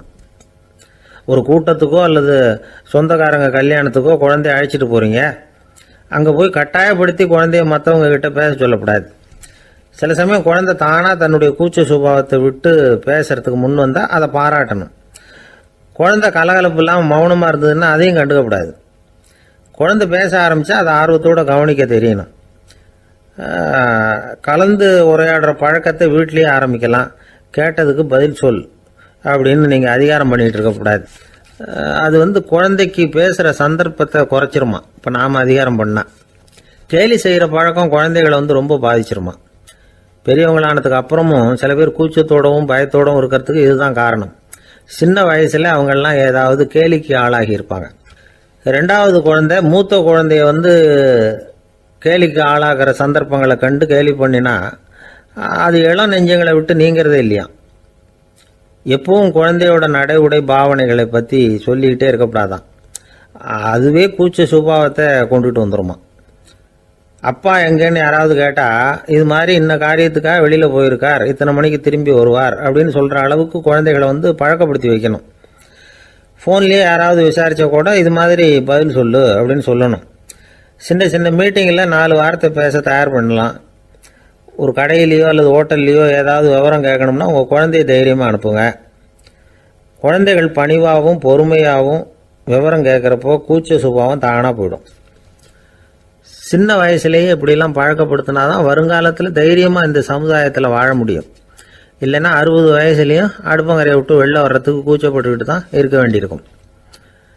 இந்த காலத்து பிள்ளைங்க எவ்வளவோ பரவாயில்ல, எதுக்கும் தயங்குறதில்ல, கூச்சப்படுறதில்ல. ஒரு அம்மா அடுப்பங்கரையிலேருந்து சத்தம் போட்டாங்க, டேய் ராமு, தயவு பண்ணி அந்த டிவியை நிறுத்துறா, அந்த பெண்ணோட குரல் மகா மோசம், அடுப்பங்கரையில் இருக்கிற என்னாலேயே அதை சகிச்சிக்க முடியல அப்படின்னாங்களாம். உடனே பையன் கொஞ்சம் கூட தயங்காமல் பதில் சொல்கிறான், அம்மா இந்த குரல் டிவியிலேருந்து வரல, எதிர்த்த விட்டு மாமி தான் இங்கே வந்திருக்கிறாங்க, அவங்க தான் இப்போ என்னோட பேசிக்கிட்டு இருக்கிறாங்க அப்படின்னு நானும். ஒரு பல்கலைக்கழகம், அங்கே ஒரு இலக்கிய பேராசிரியர், அவர் பாடம் நடத்திக்கிட்டு இருந்தார். ராபர்ட் ப்ரௌனிங் எழுதிய கவிதைகளை பற்றி சொல்லிகிட்டு இருக்கிறார். மாணவர்களும் ரொம்ப அக்கறையாக அதை கேட்டுக்கிட்டு இருக்கிறாங்க. ஒரு குறிப்பிட்ட கவிதையை பற்றி சொல்லும் பொழுது அந்த பேராசிரியருக்கே ஒரு சந்தேகம். அதாவது அந்த கவிதையின் சரியான அர்த்தம் என்னங்கிறதுல சந்தேகம். பேராசிரியர் யோசனை பண்ணார். அந்த கவிதையை முழுசாக புரிஞ்சிக்க முடியல. அதனால் மாணவர்களை பார்த்து சொன்னார், மாணவர்களே, ஒரு நாள் பொறுத்துங்க, இந்த கவிதையை எழுதின கவிஞர் எங்கள் வீட்டுக்கு பக்கத்தில் தான் இருக்கிறார். இன்னைக்கு சாயந்தரம் நான் அவரை நேரிலேயே போய் பார்க்குறேன், பார்த்து இதுக்கு என்னங்க அர்த்தம்னு கேட்டுட்டு வந்துடுறேன், அதுக்கப்புறம் உங்ககிட்ட சொல்கிறேன் அப்படின்னாரா. அன்னைக்கு சாயந்தரமே அந்த பேராசிரியர் கவிஞரை தேடிக்கிட்டு போயிட்டார். கவிஞர் அவங்க வீட்டில் அவர் பாட்டு உட்காந்துருந்தாரா. இவர் போய் அவர் முன்னாடி உட்காந்தார். அப்புறம் கேட்டார், ஐயா, அந்த கவிதையின் முழு பொருள் என்னன்னு தெரிஞ்சுட்டு போகிறதுக்காக வந்திருக்கிறேன் அப்படின்னாராம். எந்த கவிதை அப்படின்னாராம் அவர். இவர் அந்த கவிதையை சொல்லியிருக்கார். கவிஞர் கொஞ்சம் யோசனை பண்ணிவிட்டு அப்புறம் சொன்னாராம், பேராசிரியரே, நீங்கள் கொஞ்சம் தாமதமாக வந்துட்டீங்கன்னாராம். இவருக்கு ஒன்றும் புரியல. நீங்கள் என்ன சொல்கிறீங்க, நான் தாமதமாக வந்துட்டேன்னா? நீங்கள் தான் உயிரோடு இருக்கிறீங்களே, அப்படி இருக்கும்பொழுது நான் தாமதமாக வந்துட்டேன்னா அது எப்படி அப்படின்னு இவர் குழம்பி இருக்கிறார். இப்போ கவிஞர் சொன்னாராம், ஐயா, நான் உயிரோடு இருக்கிறேன்னா இல்லையாங்கிறது முக்கியம் இல்லை. நான் அந்த கவிதை வரிகளை எழுதினப்போ 2 பேருக்கு அதோட அர்த்தம் தெரிஞ்சிருந்தது. இப்போ ஒரே ஒருத்தருக்கு தான் அதோட அர்த்தம் தெரியும் அப்படின்னாராம். பேராசிரியர் யோசனை பண்ணியிருக்கார். அப்படின்னா அந்த ஒருத்தர் கவிஞர் ராபர்ட் ப்ரௌனிங்கை தவிர வேற யாரா இருக்க முடியும்? இவர் தான் அப்படிங்கிறத அவர் மனசில் நினச்சிக்கிட்டார். அதனால சொன்னார், ஐயா, நான் தாமதமாக வரல, அந்த கவிதையின் பொருள் என்ன அது சொல்லுங்கன்னார். பேராசிரியரே, நான் சொல்கிறது உங்களுக்கு புரியலன்னு நினைக்கிறேன். நான் இந்த வரிகளை எழுதினப்போ 2 பேருக்கு அதோட அர்த்தம் தெரிஞ்சிருந்தது. அந்த 2 பேர் யாருன்னா, ஒருத்தர் ராபர்ட் ப்ரௌனிங், அதாவது நான், இன்னொருத்தர் கடவுள். இப்போ அது கடவுளுக்கு மட்டும்தான் தெரியும். நானே இதை பற்றி பல தடவை யோசனை பண்ணி பார்த்தேன். இது ரொம்ப அழகானது, ஆனாலும் ரொம்ப வழுக்கலானது. அதை பிடிச்சிட்டோம்னு நினச்சிக்கிட்டு இருக்கும் பொழுதே காற்று மாதிரி அது உங்ககிட்ட இருந்து ஓடி போயிடுது. எனக்கு ரொம்பவும் வருத்தமாக தான் இருக்குது. நிச்சயமாக நான் தான் இந்த வரிகளை எழுதியிருக்கிறேன். அதில் அர்த்தம் இருக்குங்கிறது எனக்கு தெரியும், அதை நான் உணர்றேன். ஆனால் நீங்கள் என்னை மன்னிக்கணும். எனக்கே கூட அதை என்னால் விளக்க முடியல. அப்படி இருக்கும் பொழுது உங்களுக்கு எப்படி அதை நான் விளக்க முடியும் அப்படின்னாரா அந்த கவிஞர். அனுபவிக்கப்படக்கூடிய எல்லாமே விளக்கப்படக்கூடிய ஒன்றல்ல, விளக்கப்படும் எல்லாமே அனுபவிக்கப்படக்கூடிய ஒன்றல்ல அப்படிங்கிறது ஞானிகளுடைய கருத்து. அதுக்காக தான் அந்த சம்பவம். வாழ்க்கையில் நீங்கள் தொடர்ந்து ஆய்வு செய்து கொண்டே இருக்கக்கூடிய விளக்கங்களை ஒருபோதும் அடைய முடியாத பரிமாணங்கள் இருக்கிறதுனால தான் அது அலுப்பு தட்டாமல் இருக்குது. உங்களால் நிறைய அனுபவிக்க முடியும், இருந்தாலும் நீங்கள் அனுபவித்து அறிந்த விஷயங்கள் கூட வார்த்தைகளால் விளக்கப்பட முடிவதில்லை அப்படிங்கிறது பெரியோர் சிந்தனை. இதெல்லாம் ஒரு பக்கம் இருக்கட்டும். நமக்கு தெரிஞ்ச பேராசிரியர் ஒருத்தர் 1 மணி நேரம் ரொம்ப விவரமா வகுப்பு எடுத்தார். கடைசியா சொன்னார், மாணவர்களே, ரொம்பவும் எளிமையா விளக்கமா எல்லா விவரமும் சொல்லியிருக்கிறேன். அதனால இதுல உங்களுக்கு சந்தேகம் வர்றதுக்கு வாய்ப்பே இல்லை. இருந்தாலும் கேட்க வேண்டிய கடமை கேட்கிறேன். இது வரைக்கும் நடத்தினதுல யாருக்காவது ஏதாவது சந்தேகம் உண்டா அப்படின்னு கேட்டாராம். எனக்கு ஒரே ஒரு சந்தேகம் தான் சார் அப்படின்னு எழுந்திரிச்சு நிக்கிறான் ஒருத்தன். என்னன்னு கேட்டாராம். இது வரைக்கும் நீங்க என்ன பாடம் சார் நடத்துனீங்க அப்படின்னானா அவன். வங்க நாவலாசிரியர் சரத் சந்திரர் ஒரு நண்பர் அவர்கிட்ட வந்தார். வழக்கமா எல்லா எழுத்தாளர்கள்கிட்டையும் கேட்குற ஒரு கேள்வியை கேட்டார். நீங்க எழுத்துத்துறைக்கு வந்தது எப்படி? இதுதான் கேள்வி. அது தெரிஞ்சு என்ன பிரயோஜனம்னார் சரத் சந்திரர். சும்மா சொல்லுங்களேன், தெரிஞ்சுக்கிறேன் அப்படின்னார் வந்தவர். சரி சொல்றேன்னு ஆரம்பிச்சார். நான் ரங்கூன்ல வேலை பார்த்துக்கிட்டு இருந்தேன். சம்பளம் பத்தல. வேலையும் பார்த்துக்கிட்டு ஒரு பலசரக்கு கடை வைக்கலாம்னு நினைச்சேன். என்னால் மளிகை கடை வச்சு சரியாக நடத்த முடியுமாங்கிற சந்தேகம் என் மனைவிக்கு. அதை சோதனை பண்ணி பார்க்கணுங்கிறதுக்காக சில பொருள்களின் அளவு, அதோட விலை, இப்படி சிலதை சொல்லி எல்லாத்தையும் மனக்கணக்காக கூட்டி போட சொன்னாங்க. என்னால் சரியாக கூட்டி சொல்ல முடியல. உங்களால் மளிகை கடை நடத்த முடியாதுன்னு சொல்லிவிட்டாங்க. உடனே என்ன பண்ணுறது, வேற வழி இல்லை, கதை எழுத ஆரம்பிச்சிட்டேன் அப்படின்னார். கேட்டவருக்கு சிரிப்பு வந்துட்டு தான். சரத் சந்திரர் ஒரு பக்கம் சீரியஸான நாவல்கள், சிறுகதைகள் எழுதியிருந்தாலும் அவருடைய இன்னொரு பக்கம் வேற விதம். நண்பர்கள் கிட்ட பேசும்பொழுதும் சரி, அவர்களுக்கு கடிதங்கள் எழுதும் போதும் சரி, கேலியும் கிண்டலும் நகைச்சுவை உணர்வும் அதிகமாக இருக்கும். காந்திஜி ஒரு சமயம் கல்கத்தாவுக்கு வந்திருந்தார். தேசபக்தர்கள் பல பேர் அவர்கிட்ட பேசிக்கிட்டு இருந்தாங்க. அப்போ சரத் சந்திரரும் அங்கே இருந்தார். கிரண் சங்கர் ராய் அப்படிங்கிறவரும் அங்கே இருந்தார். அவர் சொன்னாராம், காந்திஜியோட பழகிய முதல் வங்காளி நான் தான். போயர் யுத்த காலத்தில் இவர் லண்டனுக்கு வந்திருந்தப்போ என்கிட்ட தான் வங்காள மொழி கற்றுக்கிட்டார் அப்படின்னாராம். உடனே சரத் சந்திரர் காந்திஜியை பார்த்து, இவர் உங்களுக்கு வங்காள மொழி கற்றுக் கொடுத்தது உண்மைதானா அப்படின்னாராம். ஆமான்னாராம் காந்தி. அதனால தான் உங்களால் வங்காள மொழி கற்றுக்க முடியல அப்படின்னாராம். எல்லாரும் சிரிச்சாங்களாம். சரத் சந்திரர் சாம்தாபேர் அப்படிங்கிற கிராமத்தில் தங்கியிருந்தார் ஒரு இலக்கிய நிகழ்ச்சியில் கலந்துக்கிறதுக்காக. அதுக்காக ஒரு கல்கத்தாவுக்கு போக வேண்டிய சூழ்நிலை. அதுக்காக புறப்பட்டார். அந்த சமயத்தில் பின்னாடி இருந்து யாரோ அவரை கூப்பிட்டாங்க. இப்படி கூப்பிட்டவரை பார்த்து இன்னொருத்தர் யாரோ அதட்டி இருக்கிறாங்க. போகிறவரை ஏன் இப்படி கூப்பிடுறீங்க அப்படின்னு. ஏன் கூப்பிட்டா என்னன்னு கேட்டிருக்கார் சரத் சந்திரர். புறப்படுறவங்கள பின்னாடி இருந்து கூப்பிடுறது அபசகுனம், போகிற இடத்துல ஏதாவது ஆபத்து வரலாம் அப்படின்னு அதுக்கு விளக்கம் கொடுத்துருக்கிறார் அவர். உடனே சரத் சந்திரர் சொன்னாராம், இதோ இவங்க என்ன இலக்கிய கூட்டத்துக்கு அழைச்சிட்டு போகிறாங்களே, இதை விட வேற என்ன ஆபத்து வந்துட போகுது அப்படின்னாராம். இப்படி சரத் சந்திரருக்கு இயல்பாகவே நகைச்சுவை உணர்வு உண்டு. அவருடைய நண்பர் ஒருத்தர் வீட்டுக்கு கூப்பிட்டுருந்தார். அங்கே ஒரு கச்சேரிக்கு ஏற்பாடு பண்ணியிருந்தாங்க. சரத் சந்திரருக்கு இயல்பாகவே கச்சேரியில் நீண்ட ஆலோசனையெல்லாம் கேட்கறதுக்கு பொறுமை இருக்காது. அதனால மெதுவாக பாட போகிறவர் எப்படி அப்படின்னு கேட்டிருக்கார். அவருக்கு ரொம்ப நல்லா பாட தெரியும் அப்படின்னு சொல்லியிருக்கிறாங்க. அதுக்கு சரத் சந்திரர், பாட தெரியுங்கிறது சரி, பாட்டை நிறுத்த தெரியுமா அதை சொல்லுங்க முதல்ல அப்படின்னாராம். ஐயா, உங்கள் பேரை தொடர்ந்து தினம் கேட்டுக்கிட்டு இருக்கிறேன் அப்படின்னார் ஒருத்தர். தொடர்ந்து கேட்குறீங்களே, உங்களுக்கு காது வலிக்கலையா அப்படின்னு கேட்டோம். பேசுகிற உங்களுக்கே வாய் வலிக்கல அப்படிங்கிறப்போ கேட்குற எங்களுக்கு எப்படி காது வலிக்கும் அப்படின்னார். நம்ம உடம்புல ஒரு அதிசயம் என்ன தெரியுமா? ரொம்ப நேரம் நாம் நடக்கிறோம்னு வச்சுக்கோங்க, கால் வலிக்கும். ரொம்ப நேரம் வேலை செஞ்சால் கை வலிக்கும், உடம்பு வலிக்கும். ரொம்ப நேரம் பார்த்துக்கிட்டே இருந்தால் கண்ணு வலிக்கும். ரொம்ப நேரம் பேசிக்கிட்டே இருந்தால் வாய் கூட வலிக்கும். ஆனால் ரொம்ப நேரம் கேட்டுக்கிட்டே இருக்கிறதுனால காது வலிக்கிறது இல்லை. அதனால் கேட்கறதுக்கு முக்கியத்துவம் கொடுத்தாங்க நம்ம பெரியவங்க. திருவள்ளுவர் தேவையில்லாமல் வார்த்தைகளை உபயோகப்படுத்த மாட்டார். ஒரு திருக்குறள்னு எடுத்துக்கிட்டாவே அதில் மொத்தம் 7 வார்த்தைகள், அவ்வளவுதான். அப்படி 7 வார்த்தைகள் மட்டுமே உள்ள ஒரு திருக்குறளில் வள்ளுவர் ஒரே வார்த்தையை 5 தடவை உபயோகப்படுத்தியிருக்கிறார், திரும்ப திரும்ப பயன்படுத்தியிருக்கிறார். அப்படின்னா அதை எந்த அளவுக்கு வலியுறுத்தி சொல்றார் அப்படிங்கிறத நாம புரிஞ்சுக்கணும். அது என்ன குறள்? செல்வத்துள் செல்வம் செவிச்செல்வம், அச்செல்வம் செல்வத்துள் எல்லாம் தலை. செவிச்செல்வம்ங்கிறது அவ்வளவு முக்கியமானது. கற்றலின் கேட்டல் நன்று. அதிகம் கேட்கணுங்கிறதுக்காகத்தான் எவ்வளவு கேட்டாலும் காது வலிக்கிறது இல்லை. குறைச்சலாக பேசணும், அதிகமாக கேட்கணும். இன்னொரு விஷயம் கவனிங்க, நம்ம உடம்புல கண்ணுக்கு மூடி இருக்குது, எதையாவது நாம் பார்க்க விரும்பலைன்னா உடனே கண்ணை மூடிக்கலாம். நம்ம வாய்க்கு மூடி இருக்குது, பேச விருப்பம் இல்லையா, வாயை மூடிக்கலாம். மூக்குக்கு கூட மூடிக்கிற வசதி இருக்குது, எதையாவது முகர விருப்பம் இல்லையா, மூச்சை அடக்கிக்கலாம். ஆனால் பாருங்கள், காதுக்கு மூடி கிடையாது, அதை கையால் தான் மூட முடியும். யார் என்ன சொன்னாலும் அது நல்லதோ கெட்டதோ காதில் விழுந்துக்கிட்டு தான் இருக்கும். அறிவு தான் நல்ல விஷயங்களை எடுத்துக்கிட்டு கெட்ட விஷயங்களை விட்டுடணும்.